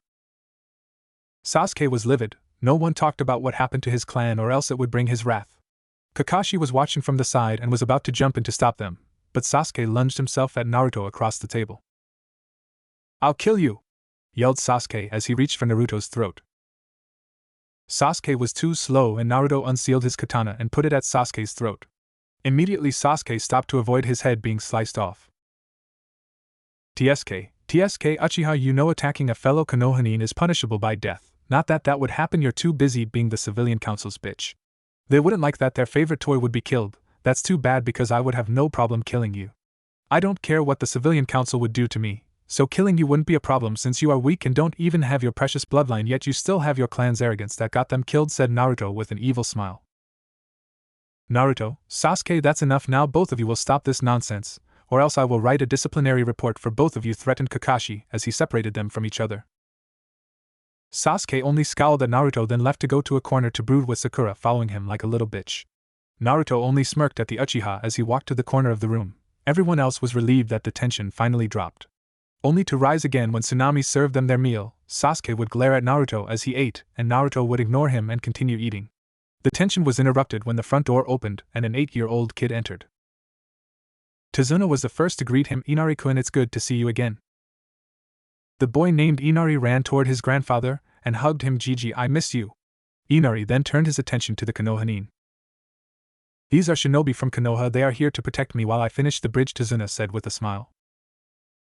Inari only got angry. Why are they here? They're only going to get killed. Gato is too strong. Inari, that was rude, apologize. Tsunami said, scolding her son. Inari ignored her and ran upstairs to his room to brood similarly like a certain Uchiha. Hey Uchiha, if he broods anything like you, I think we found your long-lost brother, said Naruto as he joked on Sasuke's expense. Everyone laughed except Sasuke and Sakura. Sasuke then went back to his daily brooding session with Sakura at his side. Kakashi-sensei, what are we going to do now that Zabuza is gone? Asked Sakura. Kakashi looked at the ceiling, contemplating. Zabuza isn't dead, he's still alive. I just realized that Hunter Nin was probably a fake. Usually Hunter Nin destroyed the bodies of missing Nin on the spot, except he took the body away. He also attacked Zabuza with Saban needles. Usually Hunter Nin don't attack with Saban needles unless they need the target alive.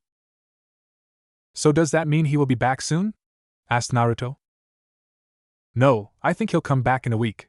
The damage he sustained in your battle with him will keep him healing for a week. So for the rest of the week we will be training to get stronger, replied Kakashi. After dinner, Tsunami led them upstairs to the rooms they would be sleeping in. Everyone woke up the next morning, and after breakfast Kakashi led them to a clearing in the woods to begin training.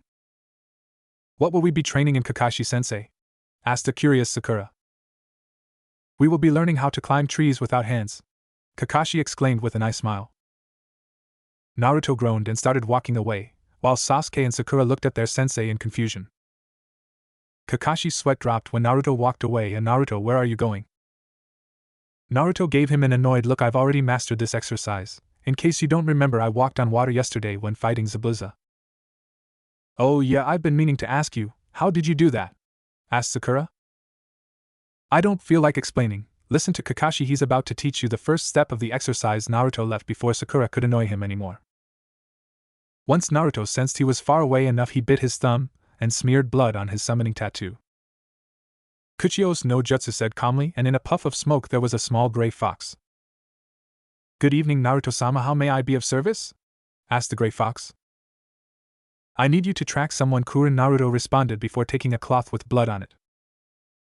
This blood belongs to the person I want you to track. I got it from the battle I had with said person yesterday. Very well, Naruto-sama, I will track the person to the best of my abilities, the gray fox responded before sniffing the bloody cloth. He then took off in the direction of the scent. Gato's hideout. Naruto stood hiding in one of the trees overlooking what looked like a hideout. Surrounding the hideout were around 100 bandits and a chain-link fence. The building itself was tall and was large. Apparently the architect didn't know the meaning of hideout when building it. Naruto knew the bandits stood no chance against him, but he wanted to make sure Gato was there before he stormed the hideout and slaughtered everyone. Naruto decided to sneak into the hideout and check for himself if Gato or Zabuza was inside. If not, he would have to stake out the hideout until they showed up. Naruto did some quick hand signs and whispered chameleon jutsu. The jutsu caused the light to reflect from Naruto's body and look transparent. As long as he didn't get too close, he wouldn't be detected very easily. He entered the hideout, evading the guarding bandits, and searched room to room until he heard yelling. He looked inside a room and saw a short man in a black suit yelling at Zabuza and the fake Hunter Nin about their failed mission. He slipped into the room and waited in the corner for a chance to talk to the missing Nin. Inside Gato's hideout. Inside the hideout, Zabuza laid in bed exhausted and with a hurt ego. How could he, the demon of the mist, have lost to a genin? He couldn't believe it. The kid must either have been really talented or really lucky. He vowed that next time he faced the kid he wouldn't hold back and wouldn't stop until he had the kid's head. While Zabuza ranted in his head about his futile revenge, Haku looked at him with worry. To Zabuza, Haku was just a tool to be used and discarded. But to Haku, Zabuza was his most precious person, and he would sacrifice his life for him and his dream. Haku worried about Zabuza. The blonde genin had really done a lot of damage with his final jutsu, and the added trauma from putting him in a near-death state had only increased his recovery period. He would need to leave soon and get herbs and medicines to heal him faster so he would be 100% when fighting the Konoha team. As both Missing Nin thought about their objectives and worries, a small man wearing a black suit and sunglasses, while using a cane, entered the room with two bandits holding swords. Both shinobi snapped their attention at the new arrival. They could see he was angry but neither cared why. "How could you have lost? I paid you a lot of money to kill the bridge builder," yelled an angry Gato. Gato got closer to Zabuza. "It looks like I wasted my money hiring you. I shouldn't have hired you just because you're called the Demon of the Mist. The next time you fail me I won't pay and I'll tell those real Hunter Nin where you are." Gato and his bodyguards walked out of the room, leaving Zabuza and Haku alone. "Why do we work for them, Zabuza-sama?" asked Haku. "Because we need the money to be able to fund another coup against the Mizukage. For the 3 million ryo he is paying us, it's more than enough of payment to kill a bridge builder," responded Zabuza. All of a sudden they tensed when they heard a voice in the room. "TSK, TSK, TSK, is this what the Might Demon of the Mist has been reduced to? A lowly Missing Nin that will use their skills to kill civilians and working for weak businessmen?" "Who's there? Show yourself," snapped Zabuza. Naruto stepped out of the shadows and in front of Zabuza.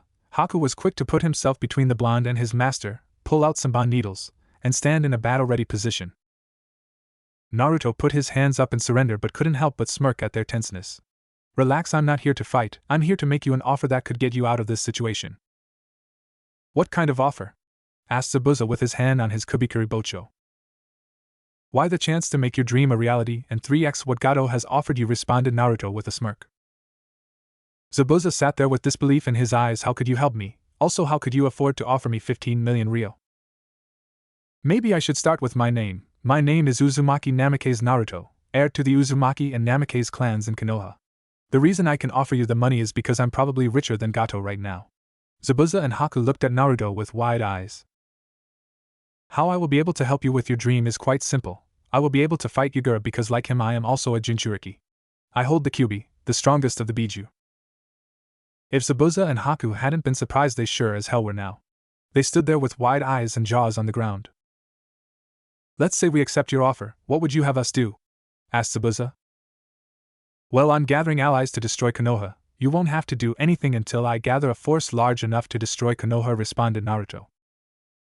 "You want to destroy Konoha, but isn't that your home?" asked Haku. A dark aura formed around Naruto. "No, Konoha hasn't ever been my home. It was a living hell for me most of my life, and I swore that one day I would walk the streets of Konoha while the village burned and the villagers screamed in terror."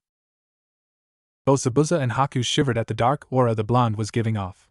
They couldn't believe that the blonde hated his own village so much. Unlike Zabuza, he doesn't want to take over his home village, he wants to destroy it. "Can we at least think about it before accepting?" asked Zabuza. "Fine, in 1 week you will come to the bridge, and after we put on a charade for my team, go to the coordinates on this map." Naruto threw them a map of Nami no Kuni with an area circled. "There, you can give me your answer." "What's at these coordinates?" asked Haku. "A safe house I am going to build during the week. It will probably be finished by the time our fight ends," replied Naruto. Zabuza and Haku nodded, then Naruto disappeared in a swirl of leaves. Zabuza did a lot of thinking, and in the end they had nothing to lose and a lot to gain if the blonde held up his end of the bargain. Haku, on the other hand, could tell the blonde was evil to the core, more evil than Zabuza, and had without a doubt that he would discard them when he had no use for him and Zabuza. Haku decided to not tell Zabuza since the blonde would help Zabuza achieve his dream. If Zabuza was happy, then Haku was happy. The next day, after Naruto had returned the previous night, he had seen that everyone was already fast asleep. He had snuck in and went to bed. He knew Kakashi would probably ask him questions in the morning, but he didn't care. When Naruto woke up the next morning at dawn, he got dressed quickly to avoid Kakashi at breakfast and not have to answer any questions. He cursed his luck when he came downstairs and Kakashi was sitting at the dining room table, except this time instead of having his book in his face, he had a face of pure seriousness.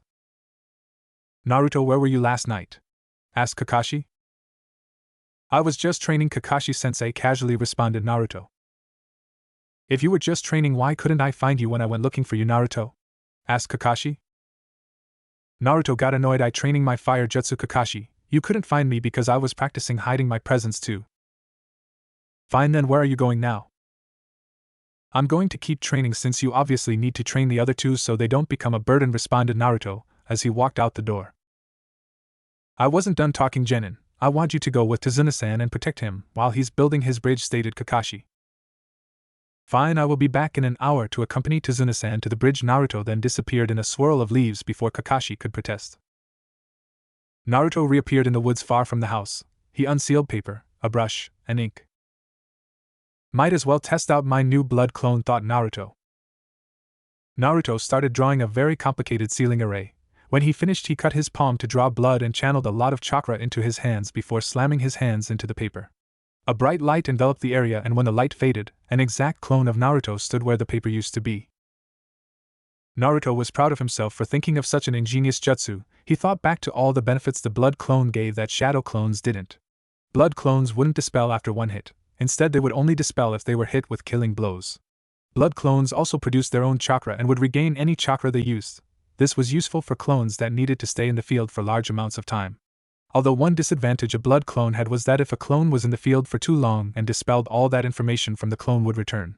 But he had added a data blocking seal to the seal algorithm, so when they dispelled, he didn't receive the clone's memories. He gave the clone orders to protect Tazuna and obey Kakashi, so he would suspect him of anything. Naruto knew he would probably not see Kakashi or his team throughout the week because he would be busy building the safe house. The clone left, and Naruto made his way to the safe house location. After running for 10 miles straight, he arrived at the edge of the island on the south side of Nami no Kuni. He went to work and created 50 shadow clones to help. He first used earth manipulation to make a stairway around a mile into the ground. The 25 clones went to work and used earth manipulation to sculpt out hallways and rooms into the earth. The other 25 used their manipulation to create support beams and furniture for the safe house. He wanted the safe house to be big enough to hold a large force. If his plans worked out, he would have a lot of allies. Day before fight. Time flew while Naruto was building the safe house. He realized that the next day was his fight with Zabuza. He looked at the hideout, and was pleased to say that it could hold and house 500 people, and was made up of several levels. He made his way up the initial staircase, and opened a trapdoor that led to a regular-looking shack. He slapped a blood seal on the trapdoor so no one could open it unless their blood was familiar to the seal. Naruto made his way to a clearing near the house and waited for the blood clone to arrive. When it arrived, it gave Naruto a recap on what had transpired the entire week. While the clone explained, he could help but frown and become annoyed. Apparently during the week Kakashi had watched him like a hawk and almost never gave him any privacy. Add to that the annoyance of Sasuke's arrogance and Sakura's fangirlish tendencies, and Naruto was glad he had left the clone in his place. Unknown to them, as they were so engrossed in their conversation, two eyes watched from a far distance. You would think that it was just a curious civilian, but what was peculiar was that one eye was dark-colored while the other was blood-red with 3 tomos spinning wildly. Kakashi watched as Naruto and apparently a clone conversed with his Sharingan to be able to read their lips. The clone was telling it what had happened the past week. The question was, what had Naruto been doing and how had the clone lasted so long without dispelling? He remembered that when Naruto had sparred with Sasuke, he had gotten hit with enough force to dispel a normal shadow clone. As he contemplated, he noticed that the clone had finished conversing with Naruto and dispelled, except instead of dispelling in a puff of smoke, it dispelled into a pool of blood with the seal floating in the blood. Naruto was smart enough to burn the seal before leaving, but Kakashi had seen the seal algorithm and memorized it with his Sharingan. Kakashi made his way back to the house where he sat down and started reading his book, hoping to not have to deal with the trouble Naruto was hiding too soon. At the bridge, Kakashi and Team 7 made their way toward the bridge. They were sure that today Zabuza would come back and try and kill Tazuna again. When they reached the bridge, they sensed the all-too-familiar chakra-laced mist, and the bridge workers passed out on the ground or sliced up with what looked like electric burns. "What happened here?" asked a scared Tazuna. One of the workers that had not passed out yet responded, "Monsters. They're monsters." Team 7 prepared for battle. Naruto unsealed his katana, Kakashi revealed his Sharingan, and Sasuke and Sakura took out kunai. The mist dissipated to reveal 3 figures walking out of the mist. The first 2 were the all-too-familiar Zabuza and Haku, although the third was not recognized by Naruto until Kakashi spoke up. "Zabuza, I see that you brought back your fake hunter Nin friend and an extra, or should I say Rokusho Awa A-rank missing Nin from Konoha," exclaimed Kakashi. Naruto then remembered who he was. He had read in his bingo book entry that Aoi abandoned the village and stole an important scroll in the Nidame's Raijin no Ken. He was later ambushed but fought off the pursuing Anbu and captured Marino Ibiki, who he tortured for information. Ibiki later escaped with the scroll while Aoi escaped with the Raijin. It was then confirmed that he joined AIM, Hidden Rain, and given Jonin rank. Naruto would have recruited Aoi, but decided against it because the only reason he was A rank was because he had the Raijin, and without it he was Chunin level at best. "That's right, and right now you're in the way of my money. Give us the bridge builder, and we might spare your lives, threatened Aoi.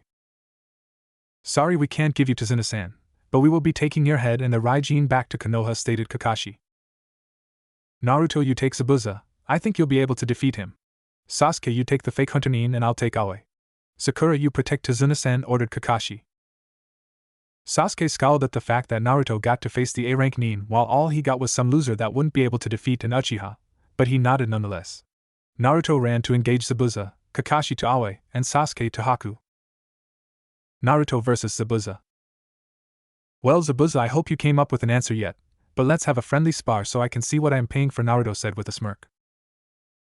Zabuza only nodded and drew his Kubikara Bocho, and Naruto his Ryuzabirito. Both engaged in a kenjutsu fight, metal clanging and sparks flying as both swordsmen fought for dominance. While Zabuza had strength on his side, Naruto had speed and agility. Naruto weaved and countered Zabuza's slice. Naruto gained the upper hand when he channeled wind chakra to sharpen the blade and start slicing into Zabuza's Kubikara Bocho. Zabuza's eyes widened and he jumped back, putting distance between him and the blonde. Naruto decided to shift the battle into ninjutsu and started making hand signs. Zabuza did the same since now Naruto had shown his advantage in kenjutsu. Zabuza was the first to perform a jutsu water style, water dragon jutsu.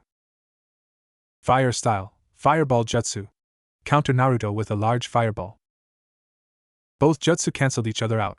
Naruto used his speed to get behind Zabuza and called out his jutsu. Wind style, drilling air bullet. Naruto fired 4 air bullets and 2 hit Zabuza, but he dissolved into water. Water clone, not bad, thought Naruto. Naruto was knocked out of his thoughts when Zabuza came from behind. Water style, wild water wave. Naruto dodged the attack and countered fire style, burning ash. Naruto expelled chakra-enhanced gunpowder from his lungs at Zabuza. The Kirinin tried to dodge but was burned when Naruto clicked his teeth and caused the ash to catch fire. Naruto walked up to Zabuza and put the katana to his throat only for him to dissolve into water. Naruto smirked. He was glad Zabuza was a fun challenge. Zabuza ran up to him from behind and engaged in kenjutsu again. Zabuza had thought about using the hidden miss jutsu, but squashed the idea remembering the last time he had used the jutsu. He remembered that when he had gotten close enough, he looked into the blonde's eyes and saw blood-red eyes with what looked like a star in them. It looked so similar to Kakashi's Sharingan except for the star. He wondered if it was some enhanced version of the Sharingan. He remembered how the blonde had easily evaded his attacks, almost as if he could see Zabuza as clear as day in the mist. He was knocked out of his thoughts when Naruto put some distance between them and created a clone. He didn't like how things were going. Zabuza started making hand signs, as did Naruto and the clone. Fire style, fire dragon jutsu, exclaimed Naruto as he exhaled a large fire dragon. Wind style, great breakthrough, exclaimed the clone and exhaled a gust of wind. The fire and wind attacks mixed, greatly increasing the power of the wind attacks. Zabuza stood wide-eyed and finished his hand signs, hoping this would stop the attack. He poured as much chakra into the jutsu and yelled water style, water wall jutsu. Zabuza spit out a large amount of water that took the form of a wall. The water wall was able to hold back the attack, but just barely. Zabuza was exhausted and had no chakra left after the last attack. He sank to his knees and breathed hard. Naruto came up to him and handed him a soldier pill to replenish his chakra. You'll need this for when you make your escape, said Naruto. Zabuza nodded and took the pill. Once he ate it, he looked around to see the destruction he and the blonde had caused. He then laid down to try and recover some energy he had lost fighting the blonde. Kakashi vs. Aoi. Kakashi and Aoi stood apart from each other. Aoi took out and activated the Raijin while Kakashi started forming hand signs. Kakashi knew he couldn't fight Aoi at close range while he had that sword. Water style, water dragon jutsu, yelled Kakashi as a water dragon rode from the ocean and attacked Aoi. Aoi jumped back to avoid the water dragon. He realized that Kakashi wasn't going to let him get near with the sword, so Aoi switched to ninjutsu as well and started making hand signs. He threw one of his umbrellas into the air and it floated in place, ninja art, raining needle death. All of a sudden the umbrella started firing a large barrage of needles at Kakashi. Kakashi had finished his hand signs before the barrage hit him earth style. Mud wall, a large wall made of earth rose from the ground and protected Kakashi from the attack. Aoi used this chance to get in close combat with Kakashi where he would have the upper hand. When he looked behind the wall he saw Kakashi was not there anymore. Time to end this, exclaimed Kakashi. Kakashi did a few hand signs before bracing his right arm with his left hand. Lightning sparked from the palm of Kakashi's hand and danced around him wildly. Aoi ran toward Kakashi to behead him before he could fully charge the jutsu. Raikiri! Yelled Kakashi as he thrust his hand out toward Aoi, intent on piercing his chest. Both shinobi charged at each other, intent on finding out which weapon of lightning was stronger. Time slowed down as they got closer and closer. When they both reached arm's length from each other, all they could hear was flesh being pierced.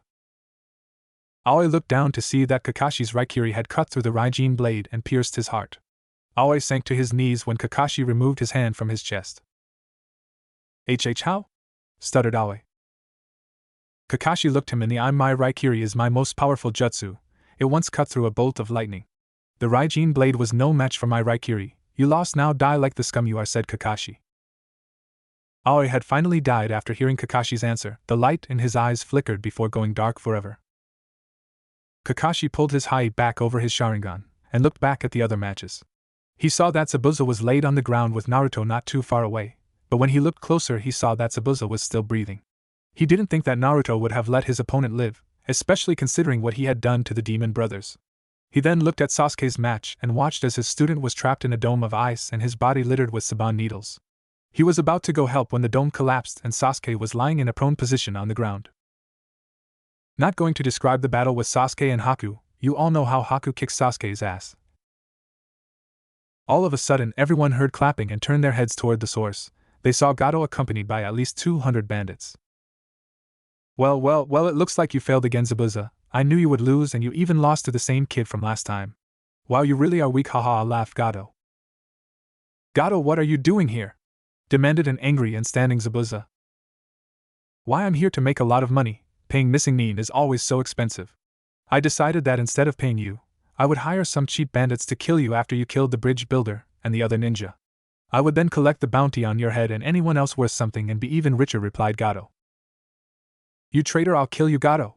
Yelled Zabuza as he stepped forward. I don't think so. You might want to reconsider coming quietly, said Gato with a devious smirk. Gato snapped his fingers and 2 bandits came out of the group holding a tied-up Tsunami and Inari. Tsunami-chan, Inari-kun! Yelled Tazuna in fear. Now Tazuna, tell the ninja to stand down and come quietly, or else your family dies, threatened Gato. Tazuna was about to obey until Naruto held his hand up to stop him. Don't, even if you do what he says, he will still kill them. Then what should I do? Asked a desperate Tazuna. Don't worry, I'll get them back, said Naruto before doing a hand seal. His body glowed as the gravity seals on his body deactivated. He disappeared in a burst of speed and kicked both the bandits holding Tazuna's family and snatched Inari and Tsunami before the bandits could react. He gave them both to Tazuna before he turned his attention back to the 200 bandits. On the outside he had an emotionless mask, but on the inside his bloodlust was fighting to get outside and slaughter the bandits, just for the fun of it and to bathe in their blood. It didn't help that Kurama was also encouraging him to do the same. Gato scowled when he realized he had just lost leverage against Tazuna. He then turned to the bandits he had hired. Kill them all. Whoever brings me the head of Zabuza or the blonde kid gets a bonus, exclaimed Gato. All the bandits let out a cheer. They all began to move forward until they stopped in fear in front of Naruto. Everyone tensed and looked at Naruto in fear as he radiated a large amount of killing intent. Naruto started chuckling evilly before it gradually increased until it was a full-blown evil laugh that sent shivers down everyone's spine. Naruto had just unleashed his bloodlust. Naruto opened his eyes and revealed his no longer blue eyes, but red slits. His nails grew into claws, his fangs lengthened, his whisker marks darkened, and a shroud of red chakra with 2 tails covered his body. Normally only 1 tail would appear when he was in a bloodlust state, but suppressing his bloodlust for over 2 months caused it to gain intensity, and now that it was finally released it came back full force. Behind Naruto everyone was shaking in fear, except Sasuke, who was out cold. Is the seal breaking? No, it looks like the chakra is being controlled. Naruto is controlling the Kyuubi's chakra, but why is he using it to kill a bunch of bandits? Thought Kakashi. Damn, the kid was right, he is like Yagura, except this chakra is much more evil and powerful than when Yagura used his power, thought Zabuza. What is this power? I have never felt anything like this before. I remember him saying that he was a Jinchuriki, so this is the power of the Kyuubi. I don't like it, but if it will help Zabuza-sama achieve his dream then I will not complain, thought Haku. Naruto decided to stop intimidating and disappeared in a burst of speed. He started slaughtering the bandits. The bandits screamed in pain and horror as they watched themselves being mowed down and killed with ease. Gato looked in horror as his army was being reduced to nothing in a matter of seconds by one blonde teenager. After 5 minutes of slaughtering, all that was left on the bridge were chunks of bandits, the stench of burning flesh, and one pale Gato. Naruto walked up to Gato as his red chakra cloak dissipated and Gato fell to the floor and backed away in fear. "Enoji, get away, please, I'll give you anything you want. Money, women, power, just please don't kill me," pleaded Gato. "What's wrong, Gato? What happened to all that big talk about killing us and collecting our heads?" Although I should have expected big talk from a little man, Naruto smirked when he could see Gato was turning red with anger. Naruto decided to end this. "Well, it was nice knowing you, Gato, but as I've always wanted to say, it's only business," said Naruto, as he unsealed his katana and sliced Gato's head off in one fluid motion and picked up his head.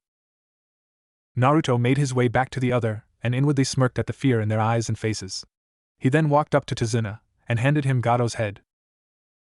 "Here, Tazuna-san, as evidence that your country is now free of Gato's iron grip," said Naruto. Tazuna was knocked out of his shock, and the events that had just happened came rushing back, and he jumped for joy. Tsunami and Inari also had tears of joy in their eyes as they celebrated that Gato was gone and Wave was free. Over with Team 7 and a newly awakened Sasuke. Sasuke had woken up just in time to see Naruto slaughter the bandits in his chakra cloak. They looked at their teammate in fear while Kakashi looked at him in worry. Kakashi wondered if the fox had caused Naruto to slaughter the bandits mercilessly or if it was of his own free will. Either way, if Naruto had been influenced, or he did it of his own free will, he would have to get Naruto help before it gets worse. During the chaos, no one had noticed that Zabuza and Haku had slipped away and were making their way to the safe house to accept Naruto's offer. The following day, Tazuna and his family had spread the news that Gato was dead and Wave was free. Everyone in the town celebrated and threw a big party for the ninja that had helped them get rid of Gato. Currently, Team 7 was enjoying the festivities as Naruto ate food, Sasuke brooded, Sakura asked for a date with Sasuke, and Kakashi drank sake while keeping an eye on Naruto. What Kakashi didn't know was that the Naruto he was watching was a blood clone. The real Naruto was currently in Gato's office going through his files and belongings. Naruto had already found bank statements from banks all over the elemental continents, with the totals amounting to over 1 billion ryo. Although he had been wrong about being richer than Gato at first, he sure as hell was now. Now all Naruto had to do was find his checkbook and a copy of Gato's signature. He would then be able to forge fake checks and withdraw the money using blood clones disguised as Gato before the rest of the world finds out he's dead. After searching for 10 minutes of searching his office, he finds nothing and kicks the desk in frustration. When he kicked the desk, a secret compartment had opened up and revealed what he had been looking for, and more inside was his checkbook and copies of checks with the signature in them. Also inside were deeds to properties located all over the continent in every single country. He praised his luck on such incredible finds and got to work. He made 6 blood clone seals and gave them the locations of the banks they were going to be going to. He told them that they needed to be done by the end of the week, or else the accounts would be claimed by the state. He also ordered them that once the money was all collected, they'd put all the money into a storage scroll and have a fox take the scroll to the original. After being given their orders, the clones scattered to their assigned target and missions. Naruto sat in the chair of Gato's office and contemplated his next move. He knew Kakashi would report his outbreak to the Hokage, and then the old monkey would probably tell the council. If that happened, the usual would happen. The civilians would demand his death, Danzo would demand him for emotional zombie training, and the shinobi side would be conflicted. Except with this, it would give the shinobi side more reason to lean toward Danzo's way of thinking. Naruto sat in contemplation before deciding he would deal with it when the situation arrived. He made his way back to Tazuna's house and avoided the party in town, mostly because he hated parties, and secondly, he didn't want to attract attention if someone saw him and his clone at the same time. 1 week later. Naruto sighed in relief. The mission was finally over and they would be heading back to Konoha. He didn't miss Konoha or anything. The problem was he had left the shadow clones doing research at his estate only enough chakra to last a week. This time he was planning on upgrading his research staff to blood clone to avoid something like that. As Team 7 waved, mostly Sakura and Kakashi, everyone in Wave was at the bridge to say goodbye to their heroes. After all the goodbyes, Team 7 made their way back to Konoha. "Hey, I just remembered what we should call the bridge," asked a curious Tsunami. "How about the Great Naruto Bridge? Because he got rid of Gato for us and gave us back our hopes," said a seriously happy Tazuna. Everyone around him nodded in agreement. Over with Naruto, he felt a shiver go down his spine with the doing something out of character feeling. He just shrugged it off and continued walking to the hellhole he would be burning in the future. 3 months later. During the last 3 months after the mission to Nami to Kuni, Naruto had been suffering. He was forced to once again take D-rank missions with the occasional C-rank. Naruto was currently in his backyard training ground. In front of his was a 3-pronged kunai with a seal algorithm on the handle. Scattered throughout the field there were similar kunai and a group of clones surrounding each kunai. Naruto was excited. Just a few days ago his research clones had finally figured out the mechanics of the Hiraishin, and now Naruto was going to test it out. He disappeared in a yellow flash and 3 seconds later reappeared near the first Hiraishin kunai, while the clones dispelled. The second yellow flash was born. Naruto would have to practice the Hiraishin since he only used it 3 times and traveled short distances. It took at least 1/4 of his reserves. Naruto thought back to when he had returned from Nami no Kuni. He was right when he guessed that Kakashi would tell the old monkey and in turn he would tell the council. Flashback. Naruto was eating at Ichiraku Ramen when an ANBU had interrupted his meal and told him the council had summoned him. Naruto left with the ANBU and they disappeared in a swirl of leaves. They reappeared in front of the familiar doors of the council room. The ANBU escorted Naruto in, and he noticed the Sandaime in the front smoking his pipe. He noticed the glares of hatred and fear from the civilian council, and the emotionless faces of the clan heads and Danzo. "Hello Naruto, it's nice to see you," said Sarutobi with a smile. "Good evening, Hokage-sama. Might I ask why I was summoned?" replied Naruto with an emotionless attitude. "Well Naruto, we received information from your sensei that you may have lost control of your tenant while on your mission, is this true?" asked Sarutobi. "No Hokage-sama, I did not lose control over my tenant during the mission." Naruto was interrupted by a pink-hair banshee. "Liar, you killed all those bandits that stood in your way and almost killed my daughter," screeched Hiranosuke. Naruto leaked ki at the councilwoman, who promptly sat down. "Don't interrupt me, I wasn't finished. As I was saying, I didn't lose control, because I was fully in control of my tenant's power, and when I was finished getting rid of the threat I stopped using my tenant's power." He then turned to Hiranosuke. "Also for your information, I wouldn't kill a weak whore like your daughter, it would be a waste of my time." Naruto mentally smirked as the civilian council erupted in anger and demanded his head for the disrespect he had shown them. Sarutobi silenced them and turned to Naruto. "Naruto, you are to show the council the respect they deserve." "I'll show them respect, Hokage-sama," the civilian council smirked smugly. "I already have respect for the clan heads, but I won't show the civilians respect until they become something other than useless fools." The civilians erupted in anger until they were silenced by Sarutobi again. Nara Shikaku was the next to ask a question. "You said that you were in control of your tenant. How much of his power can you control?" asked Shikaku. "Currently I am able to control 4 tails, due to the durability of my body. I estimate that by the time I am 16 I will be able to control all 9 tails and have full control over my tenant," answered Shikaku. Everyone in the council room had mixed feelings. The clan heads were worried that Naruto would lose control of his power. Danzo was having a mental orgasm, and already formulating plans on getting the Jinchuriki under his thumb. The civilian council was wetting their pants in fear, since with that kind of power, he could easily take out his anger on them and no one would be able to stop him. After a few tense seconds Sarutobi dismissed Naruto and the council. Naruto left with a smirk and a feeling of satisfaction. End flashback. Naruto made his way to the other end of the training ground where he had 200 shadow clones trying to combine the Rasengan with his wind and fire affinities. All of a sudden he looked in the distance, and 2 large explosions rose into the sky. He soon received the memories of the clones that had been destroyed in the blasts. The first explosion was from a successful combination of the Rasengan and his wind element, the other was a successful combination of the Rasengan and his fire element. He dispelled all his clones and decided to replicate the results. He made a clone and held out his hand. As he formed a Rasengan, the clone added wind chakra into the Rasengan. The wind-natured Rasengan began to take the form of a large shuriken and screeching loudly similar to a bell. When the new Rasengan was finished, Naruto held it and quickly noticed the jutsu was going to backfire because he didn't have enough chakra control. He tried to throw it, but the jutsu dissipated as soon as it left his hand. He would have to increase his chakra control exponentially to be able to keep the jutsu under control. He would also need to find a way to throw the jutsu, since if he just charged someone with it he would end up hurting himself in the blast. Naruto moved on to the other jutsu. He held out his hand and formed a Rasengan while a clone added fire chakra to it. The results were very painful since the temperature skyrocketed around the jutsu, and he was having trouble ignoring the pain. When the jutsu was finished he saw in his hand was a spinning ball of white flames. He hissed in pain as the jutsu cooked his arm and through the technique. Unfortunately the jutsu didn't dissipate, it exploded once it left his hands. Naruto was sent flying back into the tree and hit his head and fell unconscious. He woke up a few hours later with a massive headache. He got up and went home to bed since he would need the energy tomorrow. Next day, Naruto was currently walking toward a meeting spot for him and his team to talk to their sensei. As he walked, he looked at his badly damaged arm. It was so damaged that it was taking Kurama a long time to fix it. The reason it was taking a long time was because the jutsu had completely cooked his arm down to the bone, and the explosion had all but destroyed his arm. Kurama was working frantically to repair the arm and have it fully functioning. It had taken him the entire night to heal the arm, and it would take him another day to reconnect the nerve endings and chakra pathways in his arm. As Naruto walked, he heard a commotion in the nearby street and decided to investigate.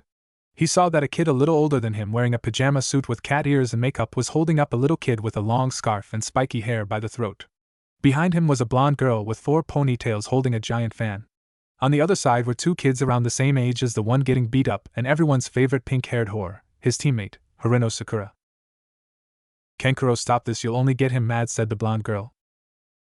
"Relax, Temari, I don't sense him here and this kid needs to learn some manners," replied Kankuro.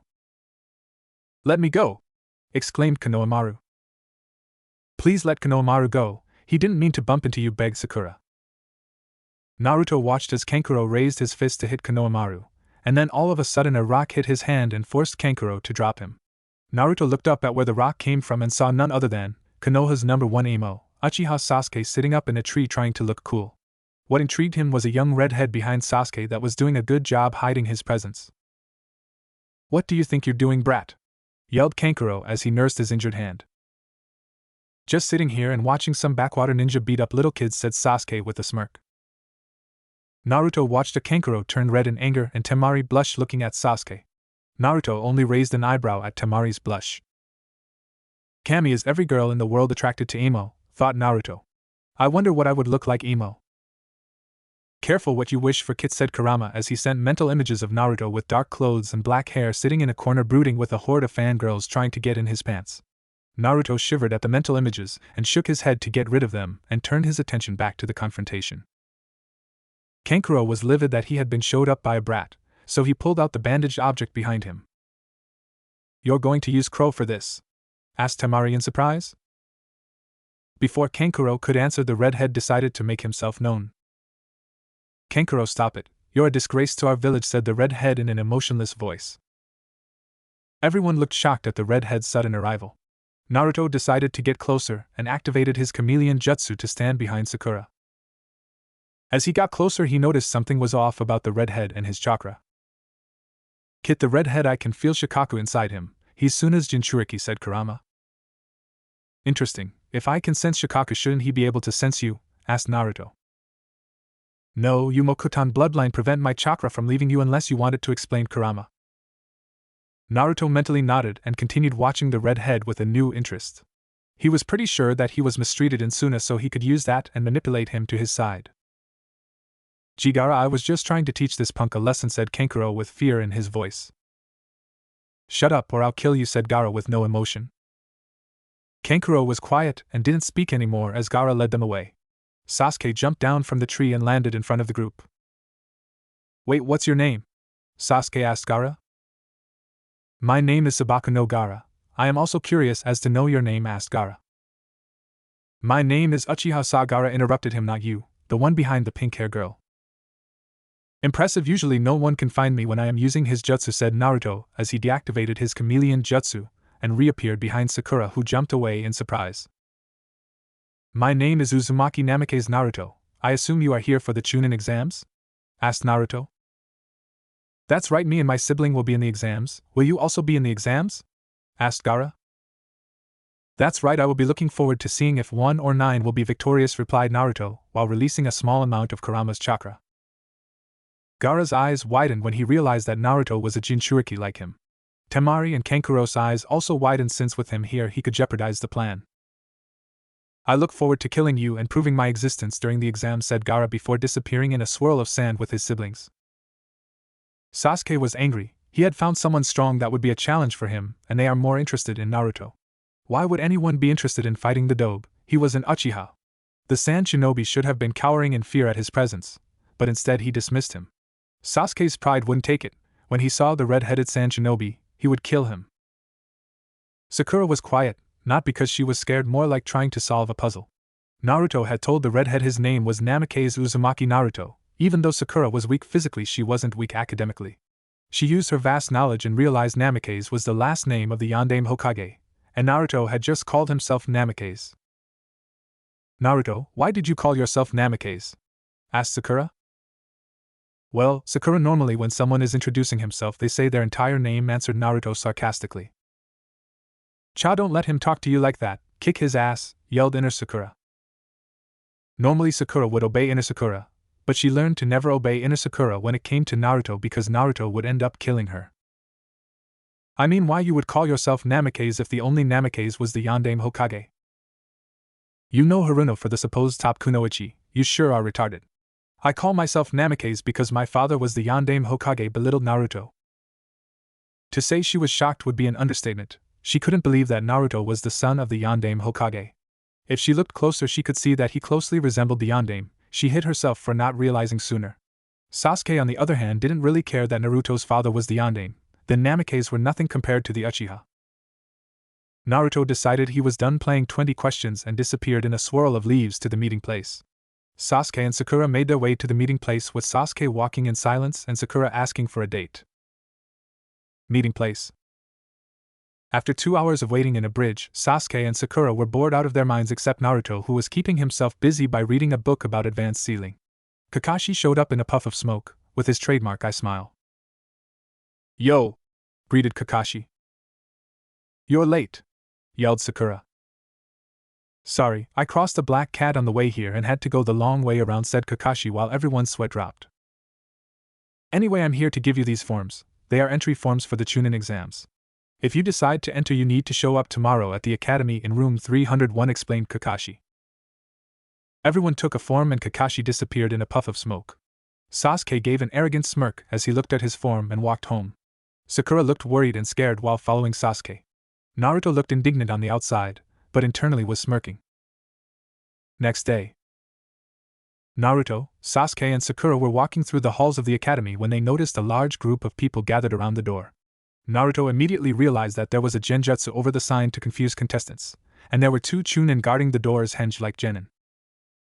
He wanted to walk past them because he knew the genjutsu was only here to prevent genin who can't even distinguish a genjutsu from entering the exam.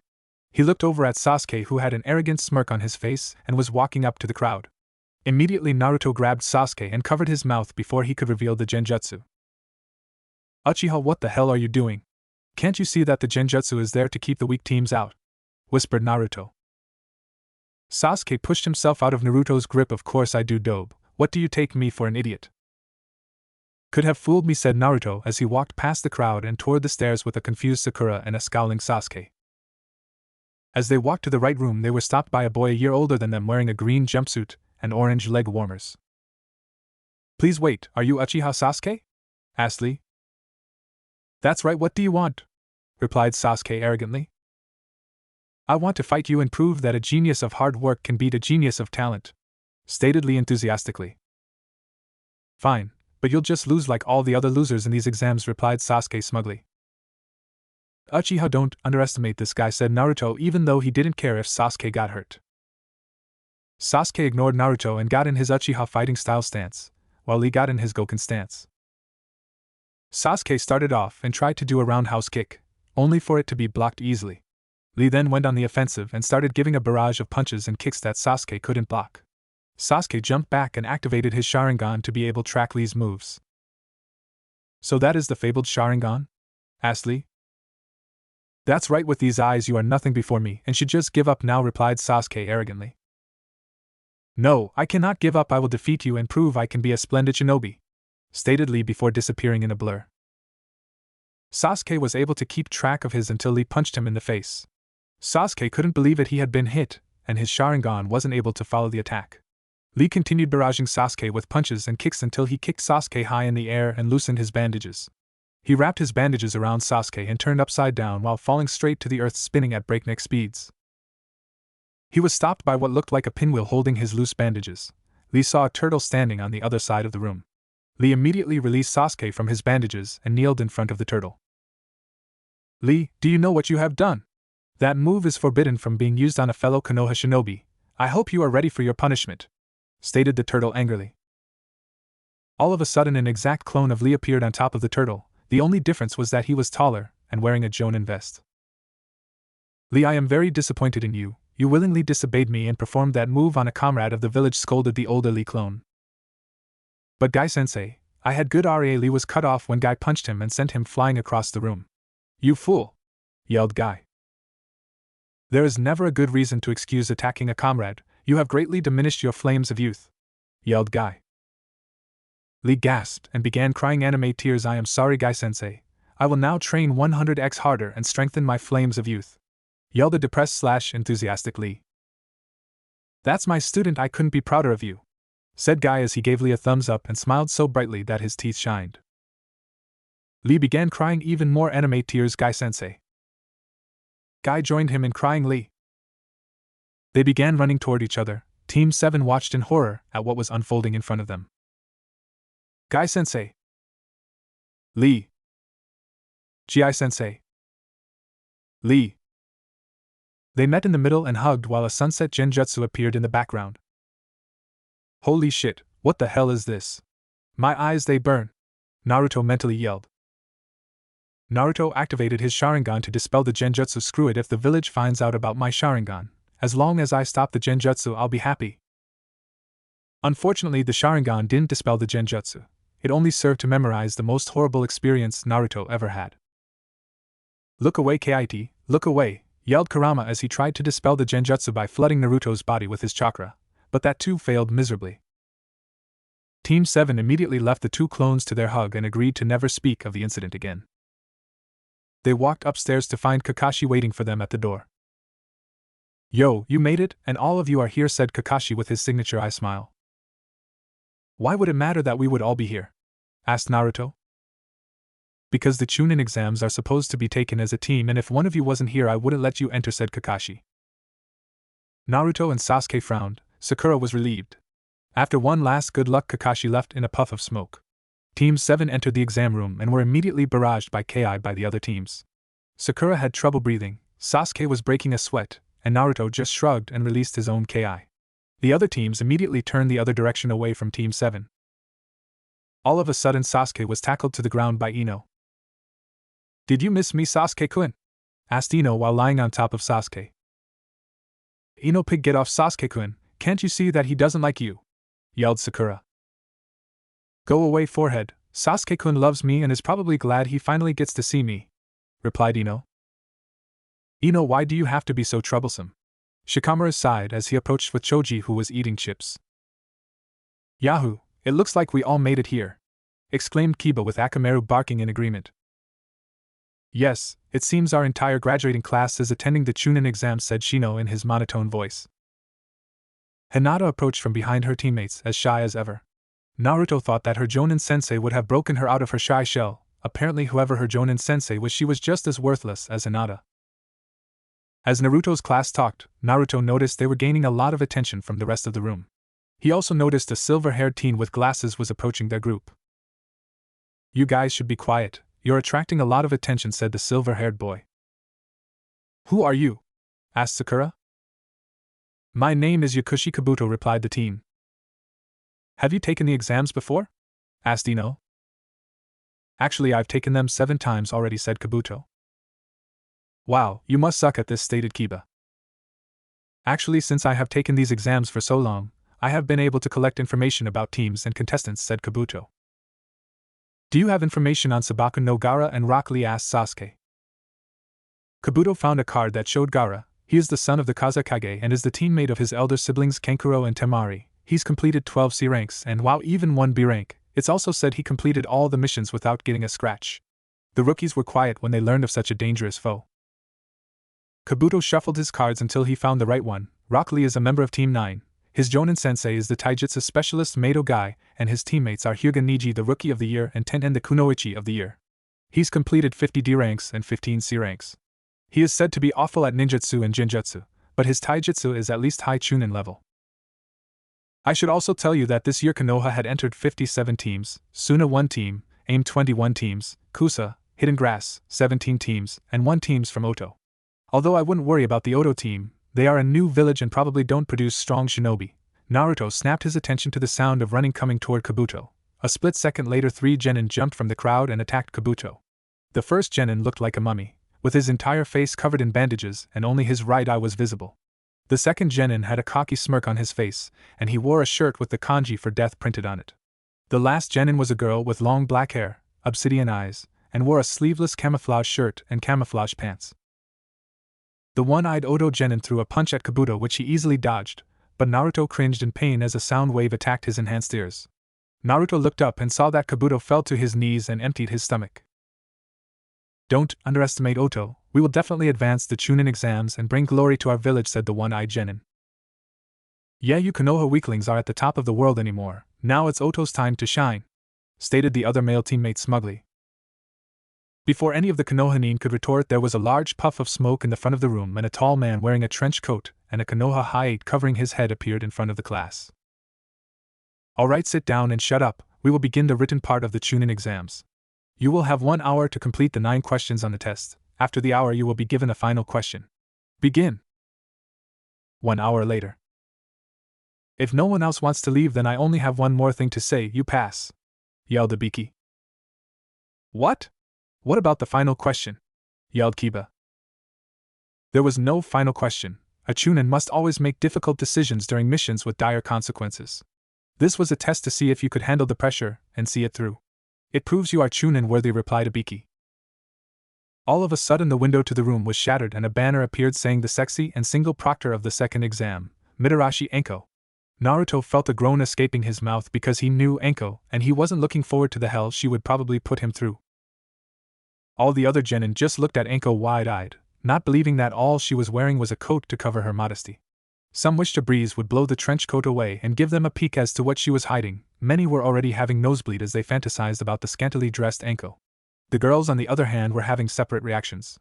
One half of the girls were feeling jealousy toward Enko and her sexy figure and generous assets. The other half were angry that she was showing herself off to the entire room and taking all the boys' attention. "You're just in time, Enko. I was finished with them when you came in," spoke Ibiki. "Good, it looks like there are still 50 teams. You're losing your touch," Ibiki teased Enko. "What can I say, it looks like the candidates this year will be very entertaining," responded Ibiki. "Don't worry, by the time I'm done with them there won't even be half that number of teams," stated Enko with a sinister smirk. "Alright, you bastards, meet me at training ground 44 in 15 minutes or else you fail," said Enko as she jumped back out the window and left toward her favorite playground. Naruto stood up and walked toward his 2 team members. "Follow me, I know where the training grounds are." Both team members nodded and followed Naruto as he made his way out of the testing room and headed toward the Forest of Death. Forest of Death. After arriving at the Forest of Death, Naruto waited in silence until Enko began listing off the rules. "Alright, you gakis, this is the Forest of Death, my personal favorite playground. For the next 5 days the forest will be your home. You will be inside the forest trying to reach the tower located in the middle of the training grounds." Enko then took out 2 scrolls, a white and a blue scroll. "Your objective in the forest is obtaining both scrolls to be able to enter the tower. Each of your teams will get 1 scroll and you have to steal the other from an enemy team." Enko noticed that Naruto wasn't paying attention to a word she was saying. She promptly threw a kunai at Naruto. Naruto surprised her when he caught it and threw it back, causing her to jump away. When she jumped away, her trench coat moved and revealed a full view of her assets to those who looked quick enough to catch her wardrobe malfunction. Immediately genin were thrown back from huge nosebleed and some passed out from blood loss with a perverted smile. Naruto just smirked at the situation he had just caused, while Enko was annoyed that the blonde had caught her off guard like that. She quickly moved behind him and pressed her chest against his back. Naruto stiffened at the close contact, not being used to it. Well, I guess we have a pretty brave little genin, now don't we? It's too bad that this forest has killed a lot of brave genin," said Enko, trying to intimidate Naruto. Naruto smirked and replied with a smug smile before pointing at Kiba, "This forest is a joke, and the animals in it are harmful as the puppy on the Inuzuka's head. I bet me and my team will be the first to get to the tower." "I guess we'll just have to wait and find out if you are strong enough to pass the forest, or just another meal for my pets," replied Enko, as she made her way back to the front of the group. She knew that Naruto wouldn't be intimidated by the forest, but that didn't mean the surrounding genin wouldn't. Enko then motioned for the surrounding Chunin to pass out the death waivers. "Alright, you bastards, these are death waivers stating that if you were to die in the Forest of Death, Konoha is not responsible for your deaths. Once you sign them, you can hand them in and receive your scroll, then you will make your way to your designated gate." After handing in their forms and receiving their heaven scroll, they made their way to gate 59 and waited for the timer to begin. Naruto turned to his teammates. We will need to stay together. Me and Sasuke will take out the enemy teams. Sakura, you just stay back and make sure we aren't ambushed. The buzzer sounded and the gates swung open. Team 7 rushed inside. The second exam had begun. 30 minutes later. Naruto had used his advanced sense of smell to track one of the other teams. Team 7 waited in the trees overhead as they watched a team from AIM set up traps around their camp. He could tell that they were weak as Sakura, so they wouldn't be much of a challenge. Sasuke was the first to move. He jumped down on the first genin and kicked him hard into a tree. Naruto followed as he appeared behind the second genin before jamming a three-pronged kunai into his throat and watched him bleed out until he died. The last genin, as one of his teammates, is knocked out and the other is killed by the Konoha team. Give us your scroll and I might think about letting you go, stated Naruto sinisterly. The AIM genin looked at him in fear and took out a heaven scroll and put it on the floor. TT there, T that TSS my scroll LL. Now J just let TMG go. Naruto took the scroll before burning it with a small fire jutsu. Sorry, we already have a heaven scroll. I guess you have nothing to offer. Naruto smiled evilly. Before the AIM genin could beg for his life, Naruto threw a wind-enhanced three-pronged kunai into his head, killing him instantly. Naruto, you didn't have to kill him, berated Sakura. Sakura, in these exams we are enemies, and if besides the proctor said we could kill, so I'm going to take advantage of that, said Naruto as he finished with an evil smirk that caused Sakura to shudder. Let's get going, we still need to find an earth scroll, said Naruto as he jumped into the tree. Sasuke-kun, why didn't you stop Naruto from killing him? Asked Sakura to her crush. Why should I care if the dobe kills some trash from a rival village, replied Sasuke with a shrug. Sakura just lowered her head in disappointment at her teammates' low morality. She then began following them as Naruto locked onto another team's scent. About 1 hour later they hid behind some bushes as they spied on a team from Kusa. They didn't spy for too long since a red-headed girl with red eyes, glasses, and brown shinobi attire sensed them. There's someone behind those bushes, she yelled at her teammates. Her teammates threw shuriken into the bushes. Team 7 jumped from the bushes into the trees.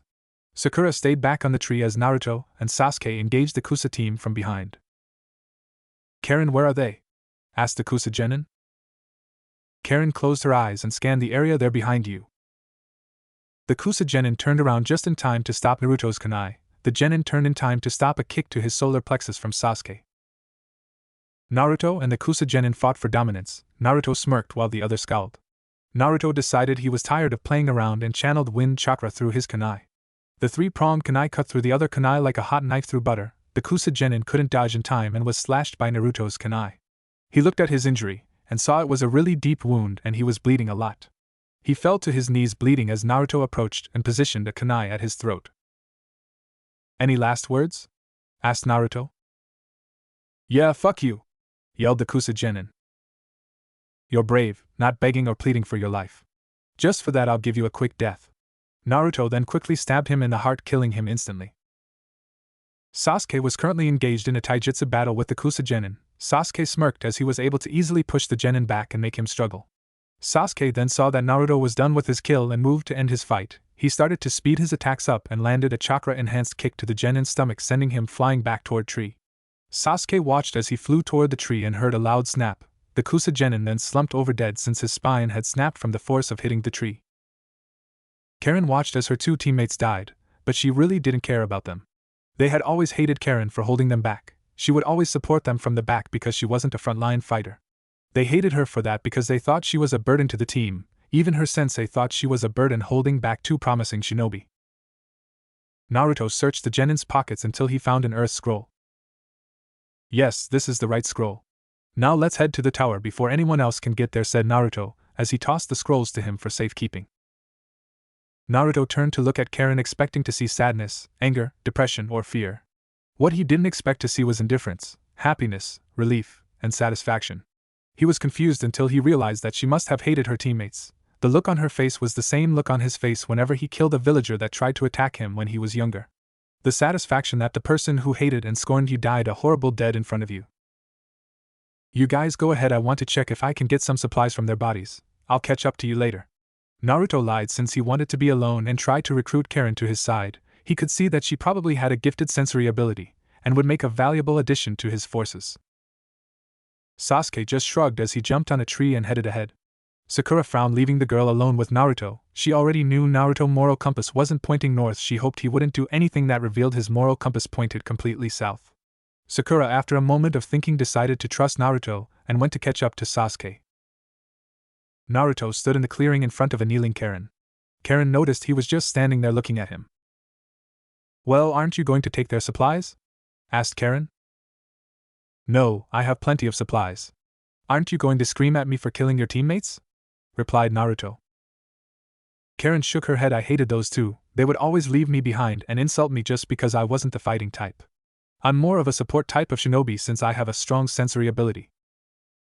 "Interesting. So what are you going to do now that your team is dead?" asked Naruto. "I have no idea. My sensei will probably just toss me aside now that his 2 prized students are dead." "Well, you could come with me if you want," Naruto said as he rubbed his chin. Karen looked at him skeptically. "You mean join Konoha?" Naruto laughed. "No, I mean join me as a partner. I'm going to leave this weak village soon and I could use powerful and useful allies." Karen scanned his chakra for any deceit or malice. When she scanned, she was surprised with what she sensed. Her ability was that she was able to tell what kind of person someone is by their chakra. She could also sense chakra from far away and heal using her blood. She could sense that Naruto's chakra was dark, evil, cold, and hateful. When she looked deeper, she could feel a tiny part of his chakra was bright, good, and warm, but it was rapidly being eaten up by the dark chakra. She knew that Naruto must have been a good and caring person when he was younger, but then some event must have caused the seeds of hate to spread and slowly consume his nice and caring chakra. She decided reluctantly to trust him since she really had nothing to lose if she trusted him. "Alright, I'll join you, but I can't really leave safely. The other teams and animals will kill me," said Karen. Naruto chuckled and threw a Hiraishin kunai on the ground. "Don't worry, I have a way of getting out of the forest. Just grab my hand and I can drop you off at my compound." Naruto held out his hand and Karen hesitantly grabbed it. Naruto then concentrated on a Hiraishin kunai at his compound and disappeared in a yellow flash. Namikaze's compound. Naruto and Karen reappeared back at his compound in a yellow flash. "Welcome to my home. Go ahead and take one of the bedrooms upstairs. If you want to use the training grounds in the backyard, stay away from the fence since it will kill anyone that it doesn't recognize that gets close. Anyway, I should probably get back since I still have an exam to finish," said Naruto. "Wow, this place is huge. Are you from a rich clan?" asked Karen. "Yeah, this is the Namikaze clan compound. It was left for me by my father, the Yondaime Hokage, Namikaze Minato," replied Naruto.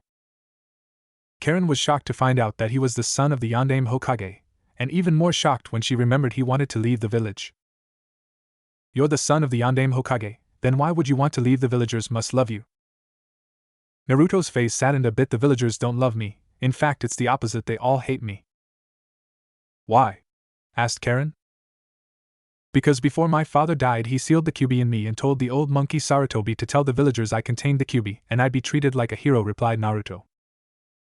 Naruto continued. "The villagers always viewed me as the Kyuubi instead of just the container. When I was 6 years old, I was chased into an alley by some drunks and almost killed." "Wow, that's horrible, but did the Sandaime do anything?" asked Karen. Naruto's face turned angry. "No, the old monkey just stood by and watched it happen. He would always lecture me about forgiving the villagers that attacked me, and would release the same villagers with a slap on the wrist. That bastard could have kept his mouth shut and not told the village. I could have been adopted and had a family, but it was all ruined by the Sandaime and his stupidity," yelled Naruto as he lost his temper. "I'm sorry," said Karen apologetically. Naruto's face softened. "It's alright, I was just angry and lost my temper. Although one good thing did come out of the Sandaime's stupidity." "What?" asked Karen. "While the drunks tried to kill me in the alley when I was 6, I passed out and met Kyuubi. He decided to help me get my revenge on the villagers and has been helping me ever since. He's been training me since I was 6 and was my first friend," replied Naruto. "I'm touched, kid," said Kurama with fake tears. Naruto mentally laughed. "Shut up, furball. Anyway, I told you my story. Hopefully I can hear yours when I get back from the exams. See you later, Karen-chan." Naruto waved as Karen blushed at the honorific he gave her. "Alright, bye, Naruto-kun." Karen put her hand over her mouth as she blurted a personal honorific with Naruto's name. Naruto only laughed as he disappeared in a yellow flash. As Naruto left, he left Karen thinking maybe he can still be saved from that darkness that is eating away at him from the inside. Maybe one day that warm, good chakra will push back and replace that dark, evil chakra that resides in him, thought Karen. Since the whole conversation she had been watching his chakra. Through the conversation, she noticed that the bright, warm chakra was slowly fighting back against the dark, evil chakra. Don't worry, Naruto-kun, I will save you from the darkness, I promise. Forest of Death. A team of Amnines looked at the strange kunai in the middle of the clearing with interest. They had never seen a three-pronged kunai before or the strange writing on the handle. I wonder whose it is? Asked an overweight Amnine. The leader with a scar over his eye took the kunai from him. Who cares, it looks pretty cool. I think I'm going to keep it. They were so fixated on the kunai they didn't notice the yellow flash behind them. The last Amnine decided to voice his opinion. Why do you think the writing on it means? It's a formula used for a teleportation jutsu, you may have heard of it. The technique is called the Hiraishin no Jutsu, explained a mysterious voice. Immediately the Amnines were on guard and back to back, ready to face the ambush they thought was coming. Naruto stepped out of the shadows and in front of the AIM team with a bloodthirsty smirk. Who the hell are you? Demanded the leader. Me? I'm just a genin taking the Chunin exam, said Naruto in a childish voice. Ha, this guy doesn't look very tough, let's just kill him and take his scroll, said the last Amnine cockily. You know, I feel like you guys aren't worth my time, but you will make great target practice for my Mangekyo Sharingan, stated Naruto as he closed his eyes and reopened them to reveal his Mangekyo pupil design. So what, you have some special eyes? We're still going to kill you, said the leader as he approached Naruto with a kunai. Naruto just stood in place and let the genin slice him. The leader smirked as he sliced Naruto's neck, only for the attack to completely pass through Naruto. What the hell was that? Asked the leader. That was one of my eye techniques called Kamui. Here's another for you, teammate, said Naruto before he looked at this fat teammate and thought Amaterasu. Naruto's left eye started to bleed and black flames started to burn the Amnine. He screamed in agony as the black flames burned his skin to the bones until he was nothing but ashes. His teammates looked in horror as their teammate was burned alive with black flames. They jumped back and prepared to have the battle of their lives while Naruto practiced his techniques on some useless genin. The AIM team leader took his umbrella from his back and threw it into the air, and the umbrella fired a barrage of Saban needles at Naruto. The other Amnine used this chance and threw kunai with exploding tags attached to them. Ninja art, raining needle death, yelled the leader. Naruto looked unimpressed and just watched the Saban needles and explosive kunai quickly head toward him. The kunai reached first and exploded, causing a cloud of dust to obstruct their view of Naruto. They looked closer to make sure Naruto